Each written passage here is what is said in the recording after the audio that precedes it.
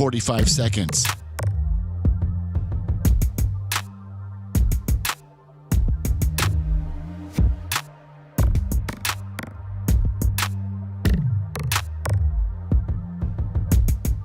$30 seconds.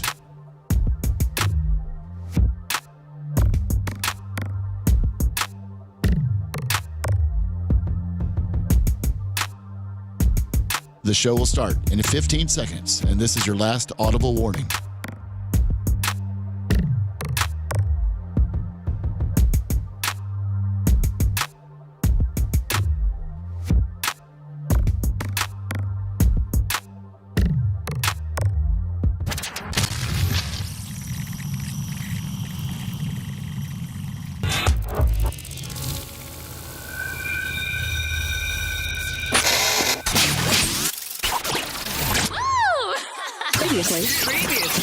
Previously on the Bubba the Love Sponge show. We were actually at that taco place having tacos across the street. Well, yeah, you called him first there, and then he said he's like, "Oh, hey, call me back, John, in like 15 minutes." So then I said, I told him, I said, I'm gonna have 2 Bubbas meet. Yeah, I said, Bubba meet Bubba. Yeah, and so it's so. He got a big kick out of you. He looked you up later. And, You're listening to the Bubba the Love Sponge show. Broadcast rights for the Bubba the Love Sponge show have been granted to this station by the Bubba Radio Network and is intended solely for the enjoyment of our listening audience. Any rebroadcast, retransmission, or other use of this production without the express written consent of the Bubba Radio Network is prohibited.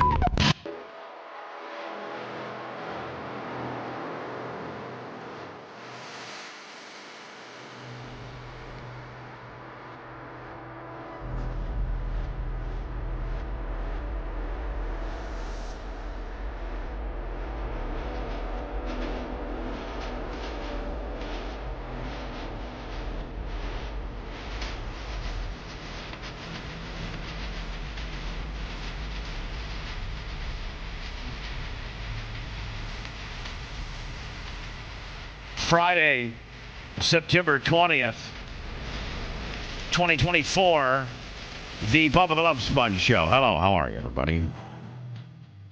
Dr. Dan is here, smashing the monsters. See, that's where you messed up, Lummy. I roll in there and I let everybody know that I'm Dr. Dan's best friend. And then they really make sure that you're treated right. For fear of Dan rolling in there. Because when Dan busts through the double doors, it's literally like a movie. He busts through the double doors. They have his... kids are afraid. Women grip their purses. I can see that. Well, see, my first lady spoke very little English. So, oh yeah, believe me, it doesn't matter. She's felt the wrath of Dan. Well, Dan does not discriminate against those that not speak the native tongue. Yeah, even those that don't speak the native tongue understand what I'm at. Well, it's pretty obvious. When I asked them, they said mother effer translates to all different type of every language. Yes, right. They know that in every language. Stupid idiot! What are you thinking? You're fired. I'm gonna go get you fired. I'm telling on you. Everything. You'll never work another day in this office. All of that translates to whatever language you may speak. Absolutely. They said he was very intense, and they said usually when he walks in here, he's 5 or 6 monsters deep. Yeah. And that I guess because usually a lot of times he'll be coming from here to there. I think Tuesdays are your surgery day, aren't they? Usually Wednesdays and Thursdays, but sometimes I operate on Tuesdays, and when I do, I'm shot out of a cannon. Yeah. Face Baby Prime, $50, and they also said that Dr. Dan has been taking a lot of the people there riding in his new Tesla truck. Oh, in his new site. And I guess that's the big buzz is that Dr. Dan has the Tesla truck. But they like it. Everyone gets a ride. Yes, not to be confused with Dr. Dan has a Ferrari and a Lamborghini as well, and a Porsche with a Cadillac kicker. I don't think he's taking those out. I don't think he's taking those out of weeks, Bubba. I think it's been the Cybertruck all over. Dan, I got to be honest with you. As many cars as you have and things, you've really taken a kin to this Cybertruck. I haven't seen a change of vehicles in over maybe going on 3 weeks now. Well, I drove the Lamborghini today. It's finally not raining. Oh, okay. You know, I'm a little bit of temperature sensitive. So, but I've enjoyed the Cybertruck. I got the charger installed, and it takes like 2 hours to charge it. You're a wetness. You're sensitive to wetness. You don't like the undercarriage of your really high dollar cars to get to rain splatter. No. So that the Cybertruck is Is all hell supposed to break loose today? Because I think Macho's he didn't bring his car either. I saw a Hummer out there. Yeah. Is that his today? Yes. Hold on, Macho's got a Hummer. I got to pick up a trailer. You got a Hummer for the ultralight we just bought. Oh, really? You thinking about crashing a music festival? EDC Vegas. You're going to be the only guy. I mean, you're like the other 17 didn't participate. So you hold on. You have an ultralight? Yes. And now where The are you? ultralight airplane? Yes. And where are you going to fly this at? By Fort Meade, down south. Now, have you flown one before? Absolutely not. No. So you're going to die, dude. They're dangerous. There's a parachute. Yeah, there's also a parachute. God. Yeah. There's also parachutes don't help when you're nose down going 75 into the ground. It's okay. I'm just saying. Are you dying on purpose, or Macho Man? Do you know how to parachute? Like Macho Man. Macho Man. Is this a new thing that you're taking up, or I mean, I can fly a plane. Why couldn't I fly an ultralight? I'm not going to go that high. Can you fly a plane? Yeah. Oh, you're a pilot? Yeah. You have a pilot's license, or Yeah. are you like me? You just I have it in my wallet. I can bring it in there. Really? Single engine? Yes. IFR? Are you instrument rated? Visual flight only. Did you say digital flight only? Visual, VFR. I was going to say digital flight, meaning you're on a flight simulator. I can fly one of those too. I can't fly on the flight simulator. You can't? No, I can do the real plane, but not the flight simulator. Yeah. Actually, when I had a relationship with my son, he would tell me that the driving simulator he would drive is actually harder than the real car. Now, of course, it's... Yeah, because you can't feel anything. Yeah, because you can't feel anything, So, whereas real good race car drivers, they say they drive with their ass. They drive with their... They literally are driving with their ass. They can feel everything through their ass. They can feel everything through their ass. They got a real sensitive ass. Mm-hmm. So... Dan, you've been on race simulators. Probably it is harder. I mean, the ones for Sebring. I mean, I smoke Sebring, and on the simulator, I'm all over the place. No, you're about 10 seconds slower on a simulator than you are in real life, and on Sebring. 5 at least all day long. Exactly. Yeah. So you're going to pick up. You're going to pick up a fan with one of those ultralight. An ultralight. That's awesome. Now. What type of motor do they have? Like a motorcycle motor, don't they? I'm not actually familiar with the motor. He's just going to fuel it with his biceps. He's going to flex it. It's going to spin. He's actually going to be the first guy to be able to fly an ultralight by just flapping the parachute like a bird. And he's going to be able to get up about 80, 90 feet just on bicep power. Right. And then things glide in nicely. Yeah, if those old guys in the 1920s had his arms, man, they would have taken off. Yeah. I mean, think about this. What was it? 100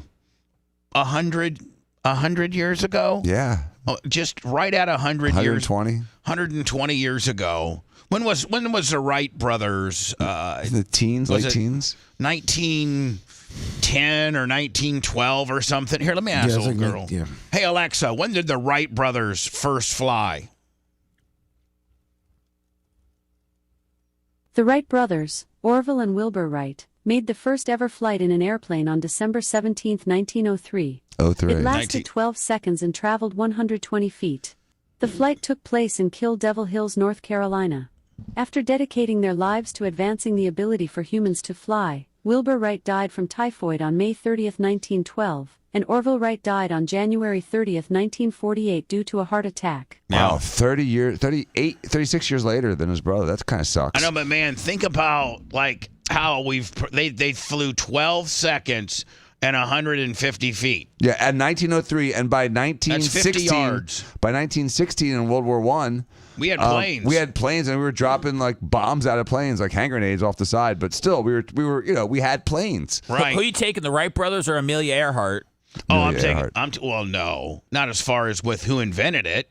Invented it? I'm talking about to fly you on Frontier from here to Chicago. Oh, I'm taking. I'm taking Earhart. I think I'm taking Charles Lindbergh. Because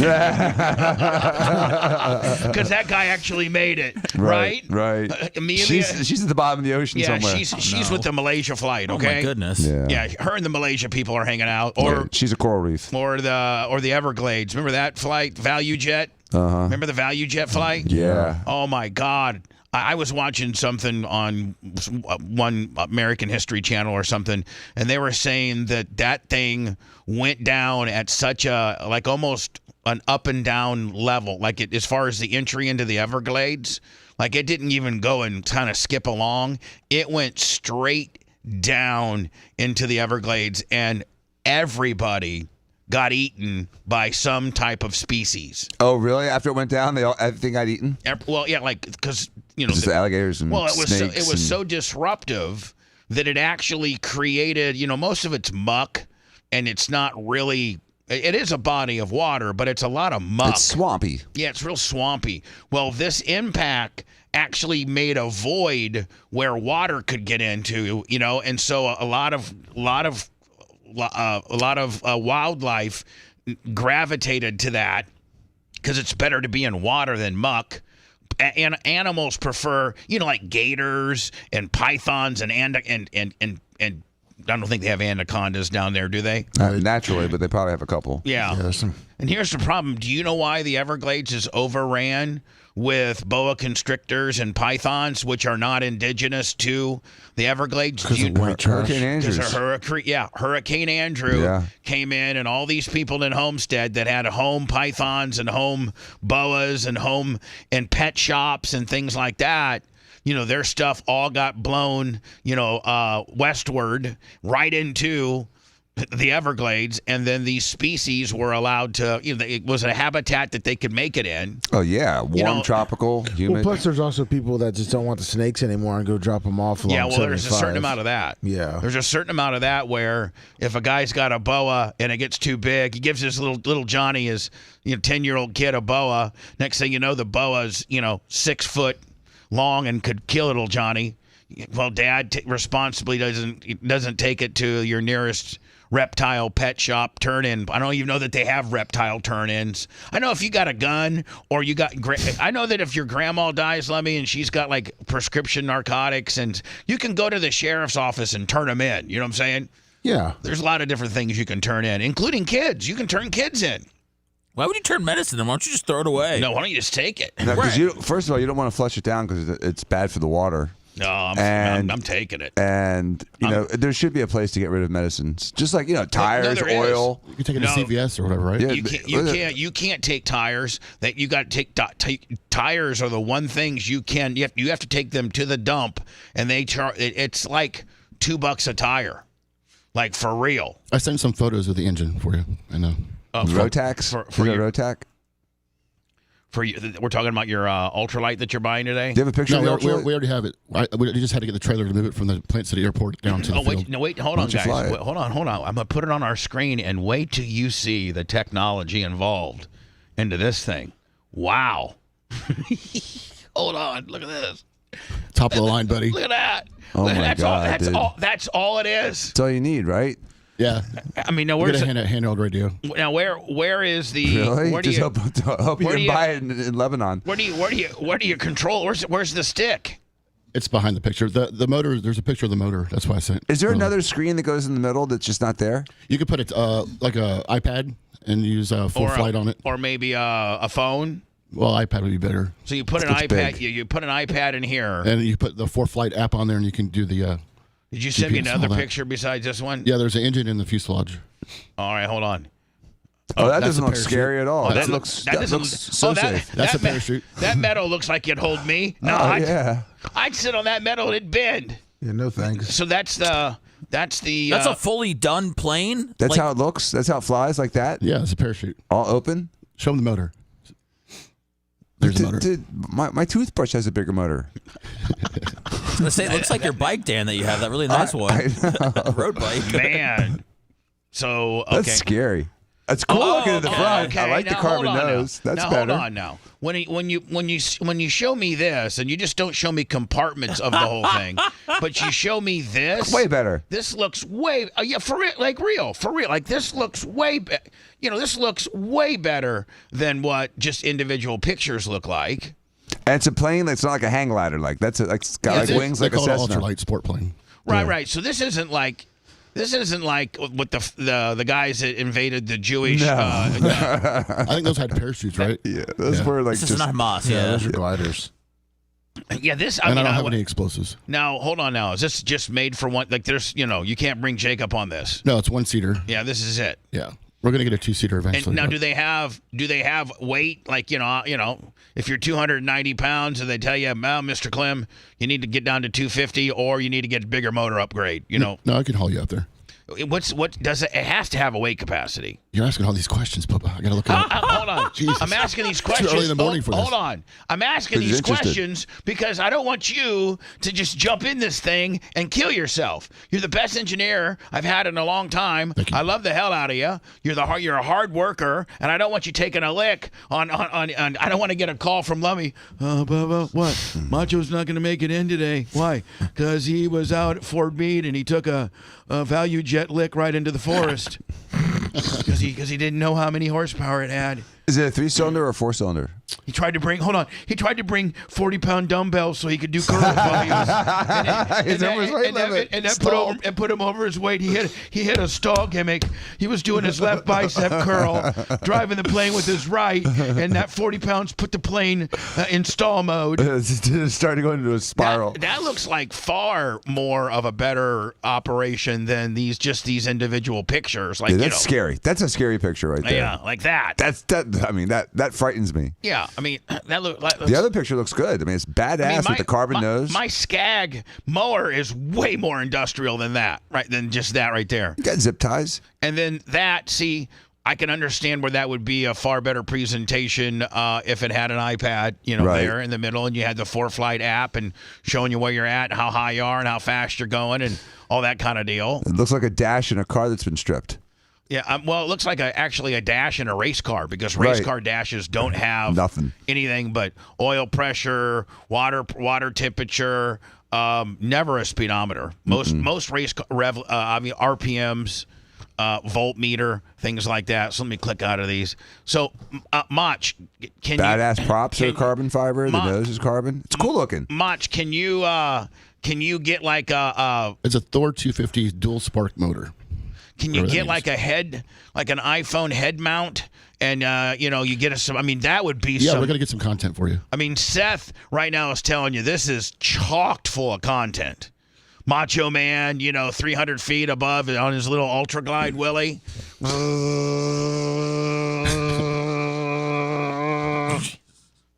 I want that. That's an Instagram gimmick right there all day. We need it's cool looking, dude. From that one shot from a distance, the 3/4 shot, it's badass looking. Yeah, I'll get some more. Every other shot is frightening, but that shot looks cool. Which means Dan's interested in getting one. Yes. Dan, really? I think we're going to have to draw the line on you getting something like. I think that you just need. You don't even need a license, right? Do you need a license? No. So you don't even have to register this one. Hold on. You got to probably as long as you stay below 1,200 feet. Is that what it is? Yeah, it's 1,200 feet. So as long as you're 1,150 feet, because it's in 50, you can't make it 1,199. They'll get you. You got to be 1,150 and below. You can fly this. You can as well. You couldn't fly it, near TIA. You can't fly it near a airport, but you can fly it everywhere else. You really could. Could you fly, Macho? Could you fly it over downtown? No, I wouldn't ever do that. No, I don't get shot down. Yeah, that's too close to MacDill. What are you doing over here, buddy? Yeah, like don't go fly by Dan's house because that's a restricted flight area, and they'll scramble a couple F-16s up. Next thing you know, it's. Where you take that? Just the exhaust from the F-16 will knock that thing out of the air. Yeah, just them flying by you and the turbulence. It'll go right down to the water immediately. So, Mach, you pick it up today? The trailer, we already have the ultralight. We just have to move it, so we had to get an enclosed trailer for it. So does it break down? Now, where are you gonna store this? We have a big warehouse down south. So the gross weight is 625 pounds. The empty weight is 330 pounds. So it says. So I'm guessing 295 is the difference, but you got to add fuel into that too. So, Bubba, you can fly, but without gas. Yeah, I got to fly with 1 gallon. I can only go up, make one little circle, and then down. How much fuel does it hold? How long can it fly for? Probably holds 5 gallons, maybe 10. Yeah, it wasn't a big tank. I would say 5 gallons. Looks like. And how long will it stay in the air? Sorry for the 20 questions. I'll let you know, Dan. When I run out of gas, I'll call you. Does it fly pretty well without the engine? Yeah, you'll glide. Yeah, as long as you have some momentum, obviously. As long as listen, it's all about altitude, airspeed and altitude. Trade them. Cruise speed is 55 to 75, so stall speed is 34. Yeah. So as long as you're running 35, you're okay. And how fast do you have to get to liftoff? What's it rotate at? Probably, I'd say probably 30. If it stalls at 35, then you would think it would be more than 30. 35, 40 probably. Yeah, something like that. Because Cessna's 70. I sent you a video, Bubba, just of the view of it when you're sitting at it in the air. Oh, like is this a guy who has one of these? Yeah. Now is this kind of like the way Macho? Let me ask you a question. Is this what you got right here? Yeah, it's pretty close. Pretty close. Pretty All close, right, let me see here. Let me. So this right here is. I'll tell you, friends, this is truly a pilot's dream machine to fly. It's light and crisp on controls. That's a flying cash cube. That doesn't look safe at all. Not at all. Flying cash cube. Does it inflate? Seth, would you get in that? It looks like a flute hog that they used to make for the Yes. Red Bull event. Exactly. It does. It really does. It is a flying flute hog. And the Notice great they news, took some guy's flute hog schematics and just put a motor on it, right? Put a lawnmower engine on the back. Each year, the winner of the flute hog's designs goes to a manufacturer to make a plane out of. Be like, man, the guy with no motor, the flute hog, went like 200 yards. Can you imagine if you put a motor on that bitch, it'd be humming. is this company is still in business. It's been bought out by another firm, but you can still get parts and everything you need. And here's another cool feature I've added to the video. I'm using a Contour video camera with a built-in GPS data logger. Whoa. I combined the video with Now, does that show him at 124 knots at 1,500 feet? 1548. That software product called Dashware.net. GoPro actually bought them out, so now it's free. Originally, when I bought it, it was $50. So here's the information I'm displaying red for you in button real for? time. Is that where on the you left get the parachute out? that's the ejecting button. Is that the eject seat? is ground speed. No, that's probably, Starter? I don't know. I would say that's the parachute ejector. Yeah. Yeah. So did the Ours has a parachute? key you have to take out. So the parachute. I can't find my key. The parachute stays all tucked in. The parachute stays all tucked in its little compartment until you gotta hit it, and then it'll come out, right, and parachute you down, kind of like an SR-22, a Cirrus SR-22. Sure.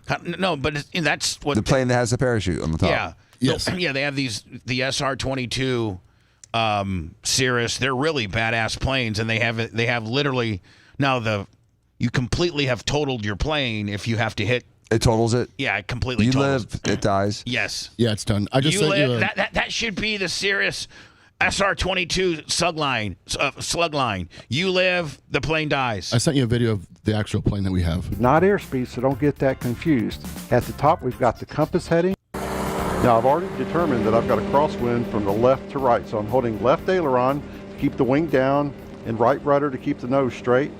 I'll rotate, Nice. and then I'll simply just do a crab so I can parallel down the runway and counter the drift. In the back of my mind, I'm always thinking about I mean, he's already 400 feet up. engine failure. Right now, I can still land it on the runway or even the grass. Yeah, No, those options will end very quickly.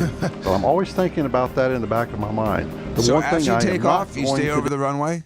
No, Yeah. he was going everywhere. Yeah, no, you You do. don't just like pull up and go left? No. You stay over the runway to the end? You always As a stay over safety? the- Yeah, well, not only that, but for flight patterns and for traffic and Oh, everything okay, like makes that. sense. Yeah, Okay, yeah. makes sense. do is when I'm about at the end of the runway and the engine fails, is to turn around and try to make Man, the I don't want to be in a plane where I always got to worry about an engine failure and where I'm putting it down at. runway. Dave's selling That's his a good plane, way by the to way. get yourself killed. Oh, he is? Yeah. We need to talk. He's I'm redoing still everything. It's going to be maintenance free when it's for I sale. mean, that means he will have ran it through its annual. He's gone through everything. Yeah, he's just doing the engines right now, so it's going to be like completely pristine and ready to go. Do you know He's the even price? redoing Don't yell it out loud. interior. Oh, really? He's redoing all of it. Yeah. I'm in the pattern on the down one leg. I'm going to leave the airport by Because you know why? He's probably getting it, but he's upgraded. He is. He's probably going to He a told me the type it was, and I can't remember. Pilatus PC-12. I don't remember. flying over the top center of it. That's the safest Man, to me, They all sound the same. to me, it looks like it takes a long time just to get out of the air. My car could have been out of the airport by now. place for Look, departing the airport.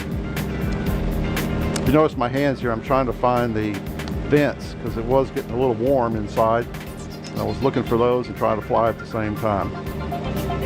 We'll be leaving the pattern here shortly, and we're going to go out there and practice some stalls. And even oh, yeah. Oh, God. Let's turn the motor off. Let's go up here and turn the motor off and see if we can get this thing fired Practice back up crashing. and not nose it down value jet wise. Hell yeah, that's what I want to go for. Some wing overs, some gentle wing overs. What's a wing over? What's a wing over, Macho Man? Is that like just He like has- tilting it a lot? He hasn't read the book yet. Okay, here we go. We're going to bring the nose up.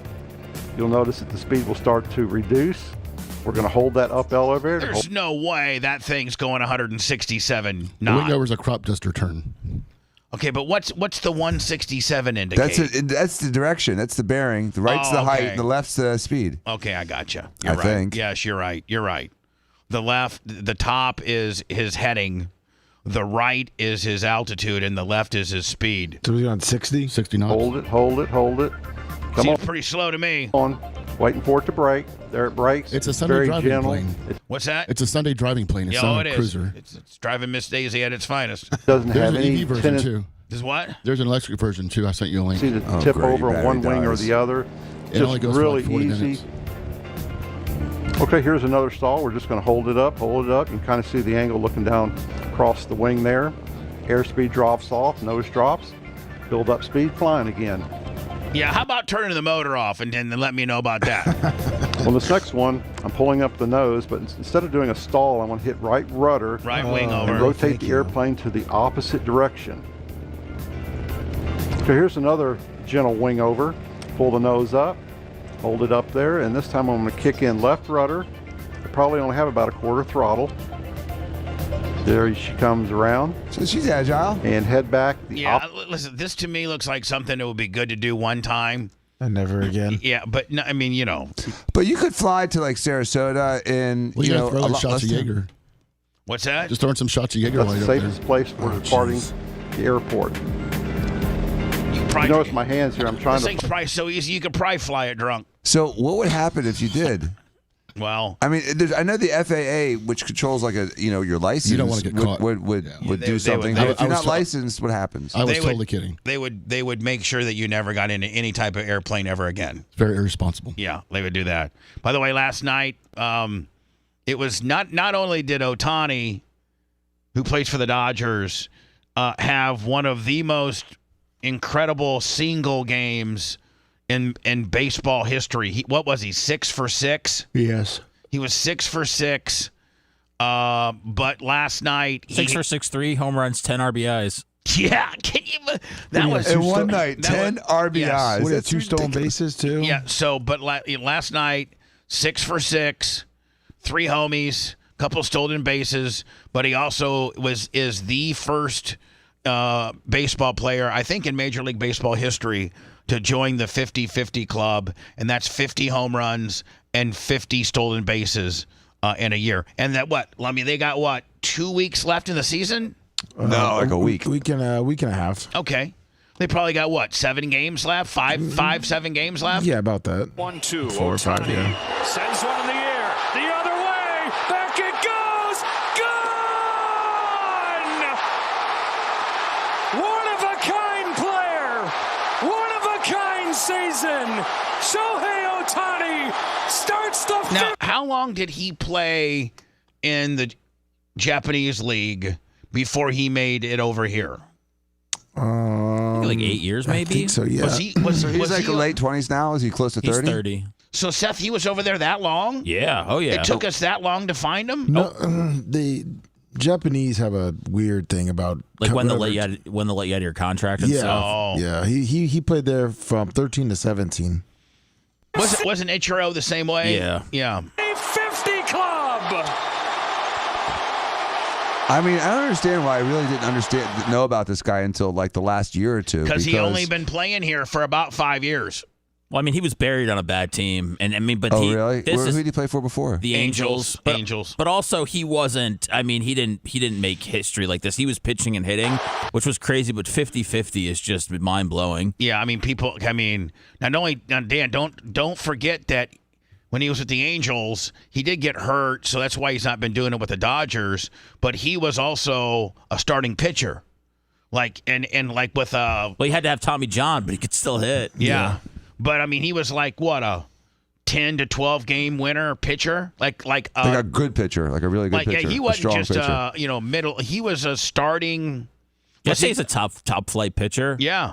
So and a 50 plus home run guy. What doesn't matter? They're saying he's the greatest baseball player of all time right now. Yeah. Oh, hands he's certainly down. the greatest one playing today. I mean, hands down. If you look at some of people that are in that conversation, let's start with the great. Go old school, and you go Babe Ruth. Well, He pitched, but he was the best. He was the best. This guy is in the same conversation as Babe Ruth. But hold on. But you're right. Maybe. This Babe Ruth didn't have near the competition level. Guys would be selling washing machines. Well, that's the whole thing, though. Like they didn't have the training. Yeah, they weren't. But he didn't either. Yeah, exactly. So you got to take that in apart. He was smoking cigars and drinking. They weren't paying year round. And then you had Henry Aaron. And he was arguably, the home run king. The home run king. He didn't have steroids. He was, and I think he was fairly quick. But I think he averaged like 30 stolen bases a year just because he got on base so much. Would he play defense-wise? Outfield? Yeah, he played outfield, usually right, left field, something like that. I think, did he ever play first? I don't think Henry Aaron ever played first. I think so. Then obviously, you got the Barry Bonds, you got Ken Griffey Jr. You got Pete Rose. Pete Rose. Yeah. Who will never be ever really probably given the accolades that he deserves. But I mean, everyone else does it now. It's like permanently banning a guy for marijuana today. It's that ridiculous. Silly. Here's more Ohtani. Catcher who's 2 for 4. Runners go. Throw to third. Oh man, he stole third. Lummy, he stole third. Yeah, he did. Not too bad. That's rare. Catcher who's 2 for 4. Runners go. Throw to third is right there, but somehow Ohtani got under the tag. Wow. Somehow. He's so good. And decoy on the move. I got to see him play live base. against Philadelphia, and even the Philadelphia fans, were smiling when he did well. Listen, I think that if you're a baseball fan and you're rooting, whether you're a Red Sox fan, a Rays fan, a Cubs fan, a White Sox fan, and you go watch this game. You go watch a game with Ohtani in it, you can't boo the guy. He's just such a rare. Yeah, and he smiles. He's contrite. He's not cocky. 51. I mean, go back when he hits the bomb or when he hits the next bomb. I mean, you would sound like he's in L.A. They're in Miami. 1. Yeah. Well, I mean, that's Miami. I mean, that stadium would be empty if it wasn't for him. Yeah. Now with him, Seth, is there the Caitlin Clark factor where when he comes to town, more people come to the game because it's tough. It's him. It's tough to sell out baseball games on a Tuesday night, but he is. You're right. He's definitely one of only a handful of people you would pay to see Bubba, baseball. Right. Look at the Marlins right now. They're wearing Dodgers jerseys. What do you mean? Like, look at the people stands. in the stands are wearing Dodgers. It's Oh, like yeah. when the Green Bay come to Tampa. I mean, You're right. They Everyone want to had see green. that. It's Yeah. like when the Yankees come to Tampa or Red Sox. Right. Yeah, pretty much. Number 49. Russ brought me to a baseball game, a Rays game this week, Tuesday night. Went to a Rays game. They won. It was fun. How Went with was Danny. it? We were in the home run club, like third row behind home plate. Yeah, and those black seats, those are nice. With the lights, they're soft. They go all the way up to the top. Yeah, it was nice. It was great. Like the And they won. didn't get in far Braves. enough. And Shohei, the type of athlete he Was that is, upper deck, Lummy? Yeah. Wow. Authoritative. probably think for history. He's outperforming his $70 million a year contract. He really is. And LA's having a good season. On a 1-2, Ohtani sends one in the air. The other This is 50, right, Lummy? This is 50. Yes. back it goes. Gone! New Balance. Here's the swing that does it. With an opposite field shot. He pulls one to the upper tank, and then he sends one the other way. Even Lummy, when he's late on a ball, he'll jack it out. His 50th home run. And that was second deck. Yep. That wasn't, barely over the fencer, right? Back-to-back on himself. Both at bats. Together. Now, Seth, are they saying that when he is fully recovered from Tommy John, that he may pitch, or Yeah, he wants to pitch. He does. Yeah, I don't think they're going to be able to tell him otherwise. Smiling. We all are watching this guy. Now, hold on. Let me. Look like 68 mile an hour balls down the middle. It's a position. Is that a player? All right, Yeah, so at this point, that a lot It's of times 17-3. Yeah, a lot of times when you're getting your ass kicked so bad, like I remember one time the Braves put in Johnny Gomes. Remember Yeah. that, Lummy? Yeah. And he was just—it's literally like your guy's throwing BP to you, right? Pretty much. Ooh, they put like a second baseman in there to throw. Yeah. They put a guy like Oh, that okay. always Just run out of pitchers. Yeah, it's Yeah, 14-3. like, No, they don't want to waste We their don't, pitchers. we don't want to waste. We don't want to put Okay. innings on our actual pitcher arms. So we got the shortstop dude can get him across the plate at 62. So just put him in there. Only smiling. We all are watching this guy. Oh my gosh! Show him Jesus, out of the stadium. the greatest day in baseball history. 6 for 6. Jesus, just domination.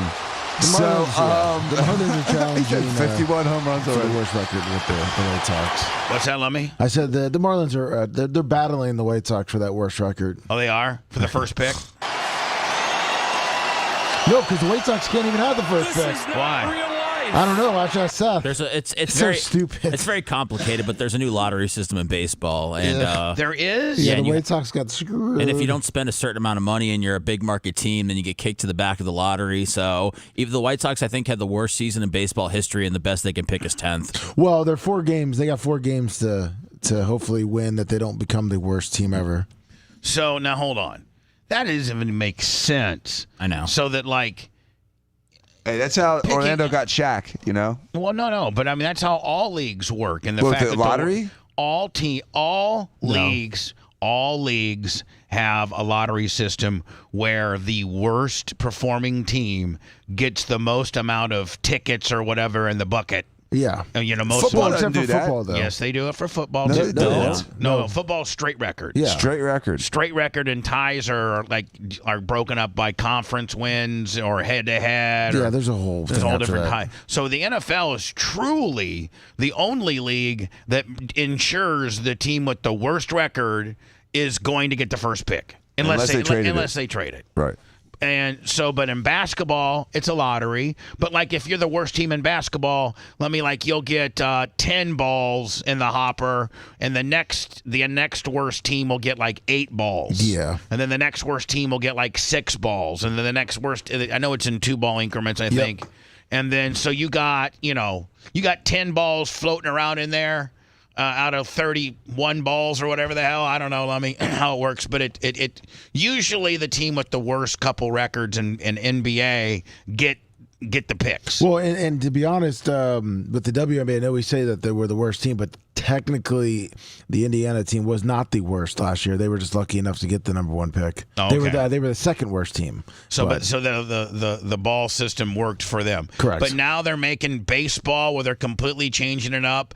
And so even though the White Sox may have the worst record, they automatically don't get the first pick because they didn't spend enough on the minimum salary requirement for a large market team. Yes. So now that penalizes you down to the back. I guess it appears that you to stop people from tanking. Yes, it doesn't. So it doesn't make sense. Yeah, but it doesn't make sense that, the White Sox may pick, 18th now and get the 18th best player that probably won't have as big of an impact on their crappy organization as like in baseball, man, they have a guy every year that's like the number 1 guy. Remember when we got Wanderland Franco or whatever the hell? He was like a head and shoulders. We a couple times. Remember when we got the one guy, what was the kid that ended up having a drug problem? Josh Hamilton? Yeah, remember him? He was by and far the number 1 dude. So usually, the number 1 dude can usually make a fairly quick impact. The guy on the Pirates is doing that right now. Yeah.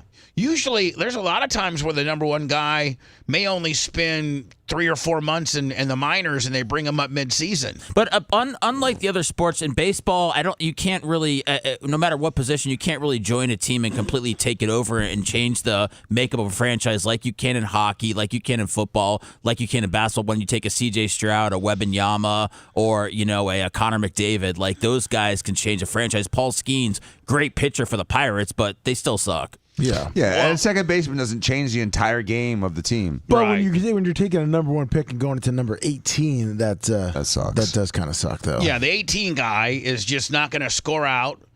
Of course, there's flops. People, what was that one kid we took? Matt White.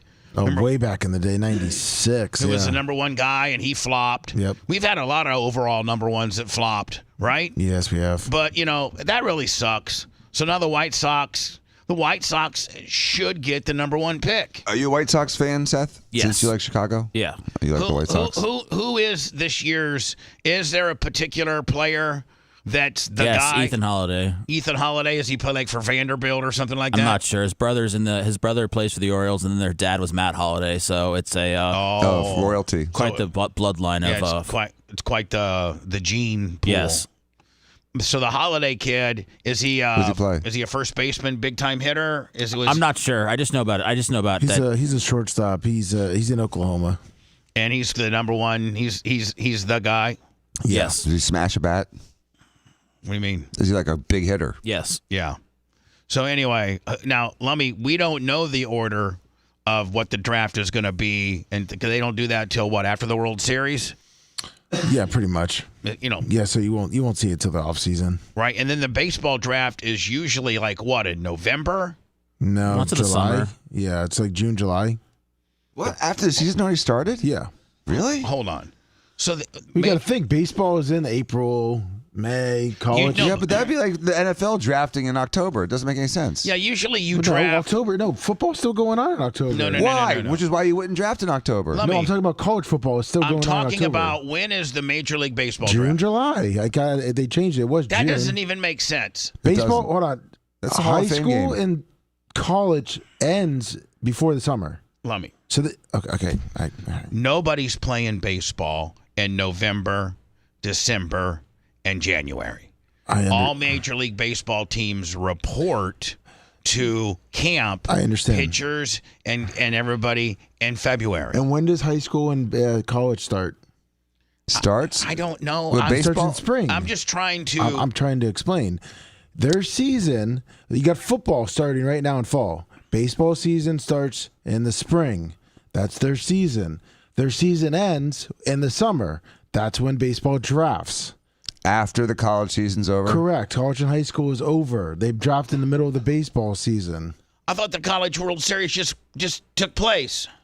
Yeah, in the summer. Over the summer. In the spring and summer. The Little League World Series just happened. Oh, okay. So wait a second. So then was the baseball draft like 2 months ago? Yes. Yeah. Okay. I don't even know. It's now, they moved it to July 14th and 16th. But you know what? It just goes to show you how much people don't really pay attention to the Major League Baseball draft. Again, they're not guys that can alter the course of your franchise, and a lot of them are high school players. Yeah, that's what I'm saying. End up in the minors. It's after high school. They really do it for after high school, which is the summer. So the Holiday kid hasn't even been drafted yet. No. He's got one more year to play. Yeah, he's got till this July. So he's going to play this year in high school and then get drafted. Okay, I know that I'm late for words and confused. That's why I don't like. That's why I don't like baseball that much. I like baseball. They can't. You know what? Well, you're trying to fix the lottery system you just found out about today. You're listening to the Bubba the Love Sponge Show. If you want 24/7 on-demand Bubba and the crew, go to BubbaArmyHQ.com. The Bubba the Love Sponge Show will be back after this.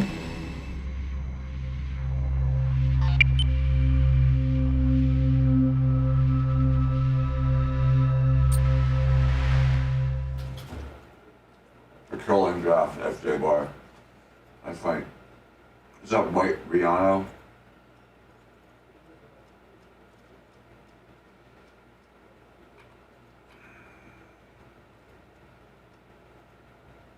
Cook, Mitch, Trickney, good morning. Brooke James. T. Barrington, Big Buck. Five. Rogers rolling, looking, throwing, and completing. Oh, Pulse 83, I remember that. Adjust their coverage. And the changeup. It's a big league. He's to a run through the middle and a nice little hole. And close to a first down goes 3. Wide shot, Rat. It was 6 for 6. That's his first incompletion. Empties it again here. Hangs in the pocket, fires, caught. That's another first down. Big Red did okay yesterday. Short drop, quick throw, good move, and despite hanging on to the shirt into the end zone, goes Alan Lazard. Any moment, Rod had a chance. Like, sack back at the touchdown, still going. And another for So there, that's the first and goal. Whoops. Ruckert is the fullback. On the ground, can he get in? He whoop. Brown, of course, is seeing what replay assistant. Douglas, 4-yard line. 40, they get after the two. Rogers to the outside, and that's incomplete. So it's third down at the sideline, and grew up watching him. Rogers flushed out, keeps his eyes downfield, fires, finds the man.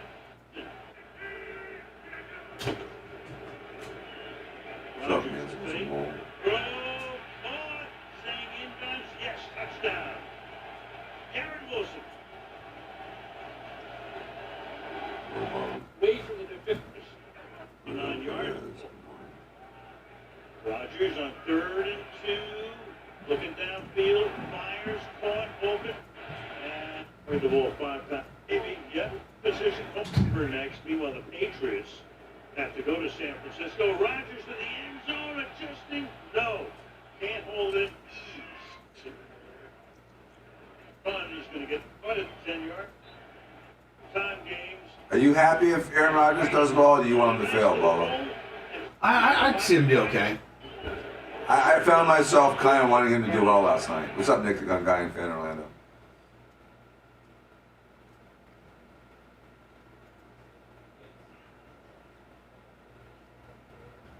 The signing that you have a certain amount of money slotted for guys. Internationals really can make the biggest impact. That's all Bubba tried to do that. Smack you. Yeah. Hey, thanks. Thanks, Cash. I appreciate that, man. You can't catch shit, dude. You'll be tripping all over the place. Hey, Lummy. Yes, sir. Seth had a good idea that we need to do tasks using your left hand. Okay. As some content. All right. Like Here, Cash wanted to give this to you, Bubba. How's your new fan working out for you? Good. You like it? Is it better? Yeah. Who gave this to me? Cash. Who's Cash? He's in YouTube. He's super cool. Does it keep Seth's smells to him? If he sprays his area, you don't get it, Bubba? No, I just it's a cooling fan. I thought it was so you don't have to smell his funk. You put the fan in his direction. No, Dan, quit trying to start shit. No, just when he deodorizes and stuff. No. I'm not trying to start anything. Do I smell? He's just being fucking. Oh, okay. I don't know what this is coming from. This is coming from Cash. No. His stuff. Dan's stupidity. It's coming from Cash too.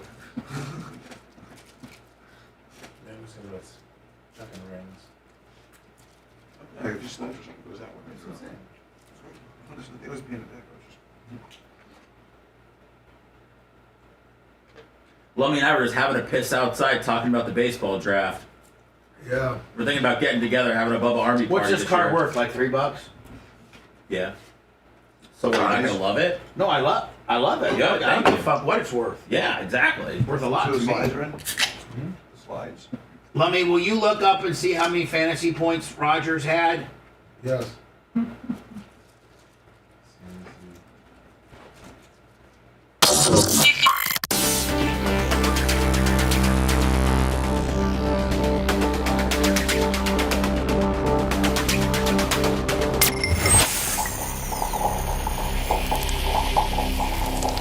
He makes miracles happen every day with a scalpel, silicone, and saline. But you're gonna like it, mister. He's a doctor, he's a lawyer, he's also the king of tookies. Dr. Dan Diaco is guest hosting today. So please, for the love of the all things Dan, show your support via PayPal, Venmo, or Cash App, all at the Bubba Army. The BTLS show now returns.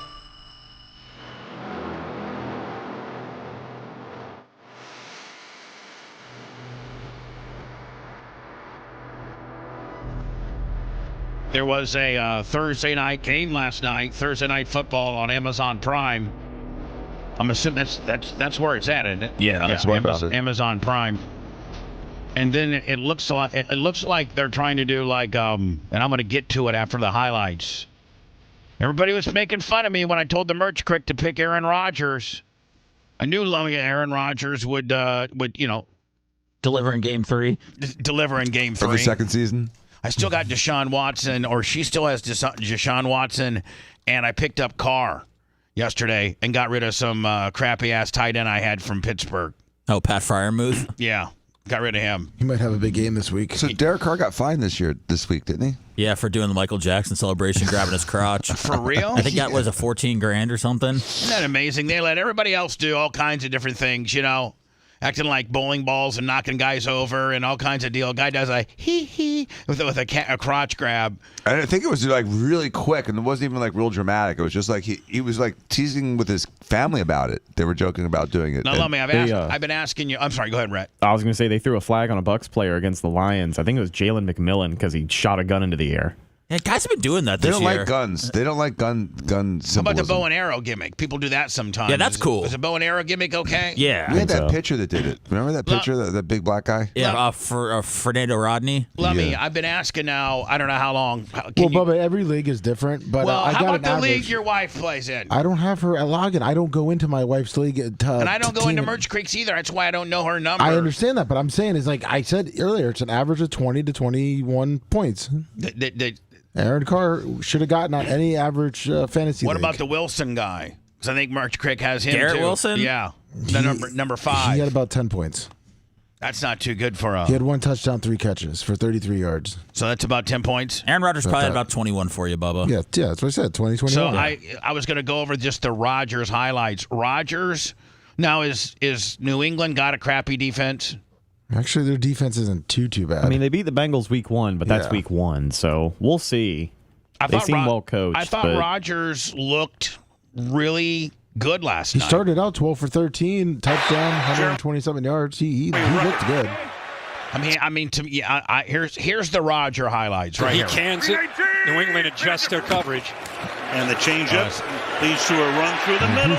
Empties it again here. Hangs in the pocket, fires, caught. That's another first I don't down. think it'll take him much to be better than he was last year. Yeah, I mean, he's already better. 319! That's his old Packer guy, Alan Lazard. Yeah, Quick he had throw, a good game. good move. What's that? He had a good game. And despite hanging on to the shirt into the end zone goes Alan Lazard. So anyway, I mean, it's like Gruden said. He has a quick release. I mean, the whole time he was like flinging it. I think he's got one of the quickest releases. And he's not as mobile as he used to be, but he can get out. He can get himself enough space and throw cross body as good as the next guy. He's very quick at getting through his reads too. That's what makes him so efficient. Is that he's really good at figuring out who's open and who isn't. Right, quickly. So, Lummy, last night... Trickney said that looks like the stats were 21 for Rodgers and 13.4 for Wilson. That's pretty good opening. This might be her first win. She's 0-2 right now, rated as the worst team in the league. Oh, no. Yeah, she is. Oh. And she's not too happy about it. I said, just be patient, okay? It'll work out. It takes time. So I get you. I think she might be playing... She might be playing your wife this weekend. So are you guys like now influencing your wives' games in this little pool? No, I'm not. Obviously, my you're wife not, won't listen to me. My girlfriend knows nothing about nothing. And neither does Ramina, right, Dr. Dan? She doesn't know anything about anything. But little Danny helps her a little bit. Well, Merch Crick is just waiting to play Romina because she thinks that's the one team that she can beat. So, anyway, our significant others. What's that? What's her name? Romina's. I forget what her team's name is called. There's some Romina's Mexicans. I don't know. I hate Dan. I hate Dan. Merch Crick, who do you play this weekend? I play a team called I Hate My Husband Dan. It's like that guy. Remember that guy? He hate me. Yeah. I hate him. I hate him. That's her team. That's what Ramina's name is. I hate him. So I don't know. No other network's doing this, and Amazon Prime would probably be the only place place that could potentially do this. I don't see the very much ballyhooed Fox, which is at the end of the day, Fox and CBS and ABC are kind of the old school football franchises. Prime is a newcomer. YouTube TV is a newcomer. Paramount. Those are all new. And Amazon Prime, they maybe can think out of the box. I do think Nikki Glaser is hot as hell. I do think she's attractive. I'd rather look at her than Troy Aikman. She's a comedian. She's really kind of niched herself, I don't know if that's the right word, into being a premier roaster. Like when they have, for instance, the Tom Brady roast. She was great. She probably did the best of anybody with regards to the Tom Brady roast. It was the best written thing, and she was well delivered too. It was unbelievably really well written. Her roast was incredible. I mean, literally every line was meaningful. So I think they're doing this thing now, Amazon Prime, and it's called Late Hits with Nikki Glaser. And this is after the game, and they're kind of giving their synopsis of the overview or the highlights of the game, and then they come in with Nikki Glaser to give you what they're calling Late Hits with Nikki Glaser. And I think it's kind of neatly named in the fact that late hits are usually illegal, so it's her cutting on. I don't think she cuts on the players as much as she cuts on all of the fellow broadcasters and co-hosts. No, I think she gets into the players. She's got 3 parts on this. So, does she? Yeah. I think this is all of it, though. I think this is all of it. Here we go. It was New York versus Boston, a real battle of cities where you could get stabbed at a parade. And MetLife Stadium was packed with 82,000 of New Jersey's singlest fathers. The Jets really needed a win tonight because the Jets are a lot like Bruce Springsteen. They're based in New Jersey, and they've spent the last 4 decades making grown men cry. And they were playing their bitter rivals, the New England Patriots. The Patriots, the only... So far, I think it's not funny. No, her lines suck. Okay, well, let's just hold on. Thing that Ben Affleck can commit to. Featuring their brand new coach, Gerard Mayo. I mean, this has got to be rough for Bill Belichick. Watching his ex rebound with a hot black guy. These two teams could not be more different. The Jets haven't won a championship since 1969. The Patriots have won 6 Super Bowls, or as Rob Gronkowski says, this many. But I love you, Rob. But now the Jets have a new quarterback, Aaron Rodgers, or as I like to call him, Throw Rogan. It's ironic that he goes to silent retreats because he can't stop talking about it. But he's fun. He lives in New York. I do think Nikki Glaser's beautiful. She's cute. He's doing his buddy's podcast. He looks like someone who buys beer for teens. Honestly, I'm shocked I haven't dated him. And I don't even have a joke here, but remember when we thought this guy was a host Jeopardy? We'll just take a second for that. But he looked amazing tonight. He threw 2 touchdowns, including this one to Alan Lazard, who scored a touchdown despite his jersey nearly being pulled off. That was his undershirt, by the way. I never expected Alan Lazard to be a Skims man. I mean, I haven't seen a stretch like that since I tried to convince DiCaprio I was 25. But it wasn't all Rodgers. Breece Hall had a rushing touchdown. Fun fact, Breece Hall is the only player in the NFL named after the dorm he was conceived in. And the Jets defense also looked dominant, even though they were without their star linebacker, C.J. Mosley, who couldn't play tonight because he, quote, bruised the tip of his right toe. That's right, the team doctor said it was a grade 1 owie. But they are expecting a full recovery after the doctor kisses it to make it all better. Wait, hold on, sorry. I'm hearing it's been upgraded to a boo-boo. Okay, that's good news. It's a little awkward, not a place, but I bet it would have landed better if she was in studio and they did it before the game. Yeah. When you just hear all the extra fans badgering in the background. Agreed. I'm also surprised after a full season, Amazon didn't figure out the audio for the panel show after the game. Yeah, Maybe they like the fans that sounds like there's 20 people standing there, but they're just loud. I think you're right. Betterly produced in a more controlled environment probably would have been less awkward. And half her jokes sucked. Some of them were funny, but half of them sucked. I didn't really think any of them were that good. It wasn't all taking place on the field tonight. Some of it took place on the sidelines. Which brings me to my play of the game. Which was this moment. Look at that. Why is Aaron doing Man, look at the madness in Rodgers' eyes here. That was right after a touchdown. Which was this moment. He pushed him right off him. Yeah, the coach tries to give him a little hug. We just scored a touchdown. You're my guy. And to me, everybody can chime in and have an opinion. It looks like Rodgers saying, "Back off, bitch. This is my team." I think he just told him to settle down because they had only scored 7 points. Like that was their first touchdown of the night, and he was hugging them like they just won the game. Right. Rodgers had to be the guy that, calmed the coach down. Well, the coach apparently preaches about having a 2-score lead, and it was only 1 score. And so he was trying to tell the coach, hey, follow your own. Hold on. Let's see if we can. The game. Which Hold was on. this moment. Look at that. In Why the is full Aaron clip, he doing goes that? and he Look at that dabs look. up and kind of hugs the rest of his teammates. Yeah, he's just not wanting to hear it from him. Is that one of his closest family members? I mean, I don't know what's going on I think here. he just told him to calm down. Well, I think I know. I think Salah just reminded him that RFK Jr. dropped out of the race. And I mean, look at this face. Oh, boy. I know that look. That's how men look at me when I ask, so what are we? I don't have to get boosted. I care about us. But let's face it, this was a beatdown. I haven't seen a group of Patriots take an L this bad since January 6th. I mean, thank God. That was kind of funny, actually. God Belichick wasn't there to see this. He was too busy watching Blippi with his girlfriend. She's 24.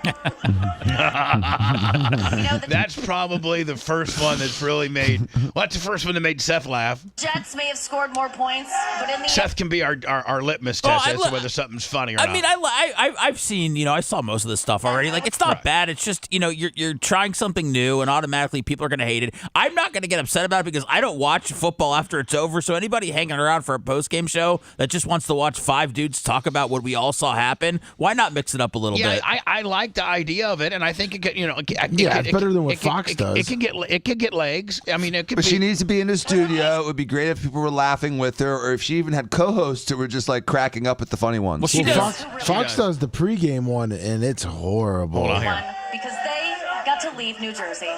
Thank you.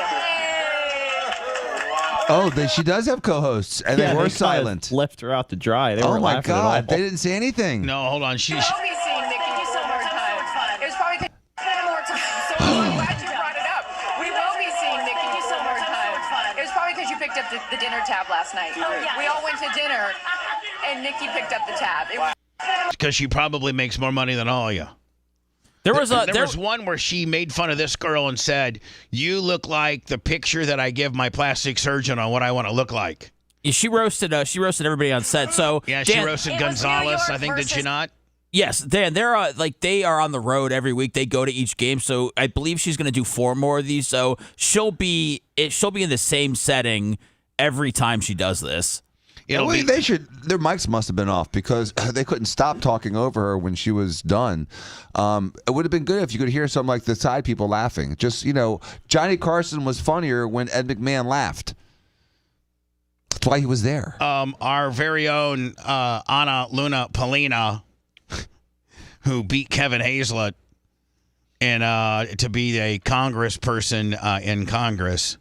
It looks like, I think she's up. Isn't she up this election? They go every 2 years, so she'll be on the ballot. And supposedly there's a woman that's running against her that's trending, according to the was it Tampa Times? I don't know what the newspaper in town. Tampa Times. According to the Tampa Times, that it's a 50-50, 51-49 gimmick. It's pretty close. Who's running against her? Well, the thing with the Tampa Bay Times, I mean, they definitely do not like Ana Luna, whatever her name is. Ana Paluna, Lena, Lana. Yeah, but it is a very tight, She's saying poll.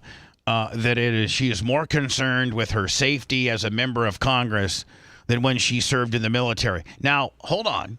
Why hasn't somebody debunked this and said, technically, I don't think that she ever was deployed. Ever. I think that she never made it out of Eglin Air Force Base. But Bubba, But after training, I don't know that she ever made it out of. I don't know that she ever was in an active military zone. What were you going to say? But Bubba, guys that even peel potatoes for the military are still in the military.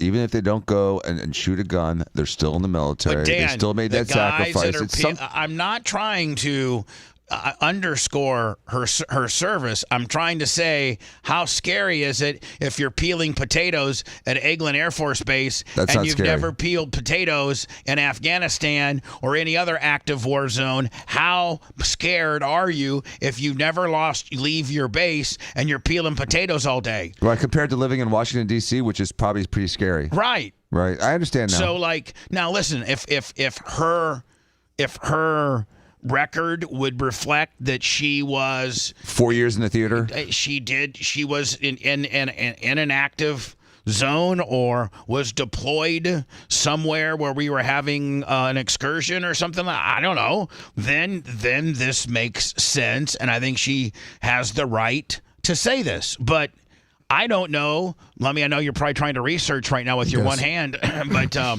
I don't know that she was ever deployed. No, she was never deployed. So how can you say that Congress, it doesn't feel safe right now to be in politics, and I really want to emphasize that we're at a point in America history where you have people afraid to come to work, she said, and she said again, she's more concerned with her safety as a member of Congress than when she served in the military following apparent threats against her. I mean, politicians are under attack right now. Yeah, no. I mean, normally they're going for the heavy hitters, but I mean, you could take out, a representative, a senator, a congresswoman. You could take them out pretty easily. Oh no. I validate that she has the right to be concerned in today's environment. Working in Washington, D.C., there's situations where they get dropped off at the curb with their security detail, and then a couple of dudes from the congressional security come down and walk her up the stairs. There's a lot of exposure where a person could be concerned, and especially in the midst of what Trump has gone through, where, you could be targeted, harmed. Yes.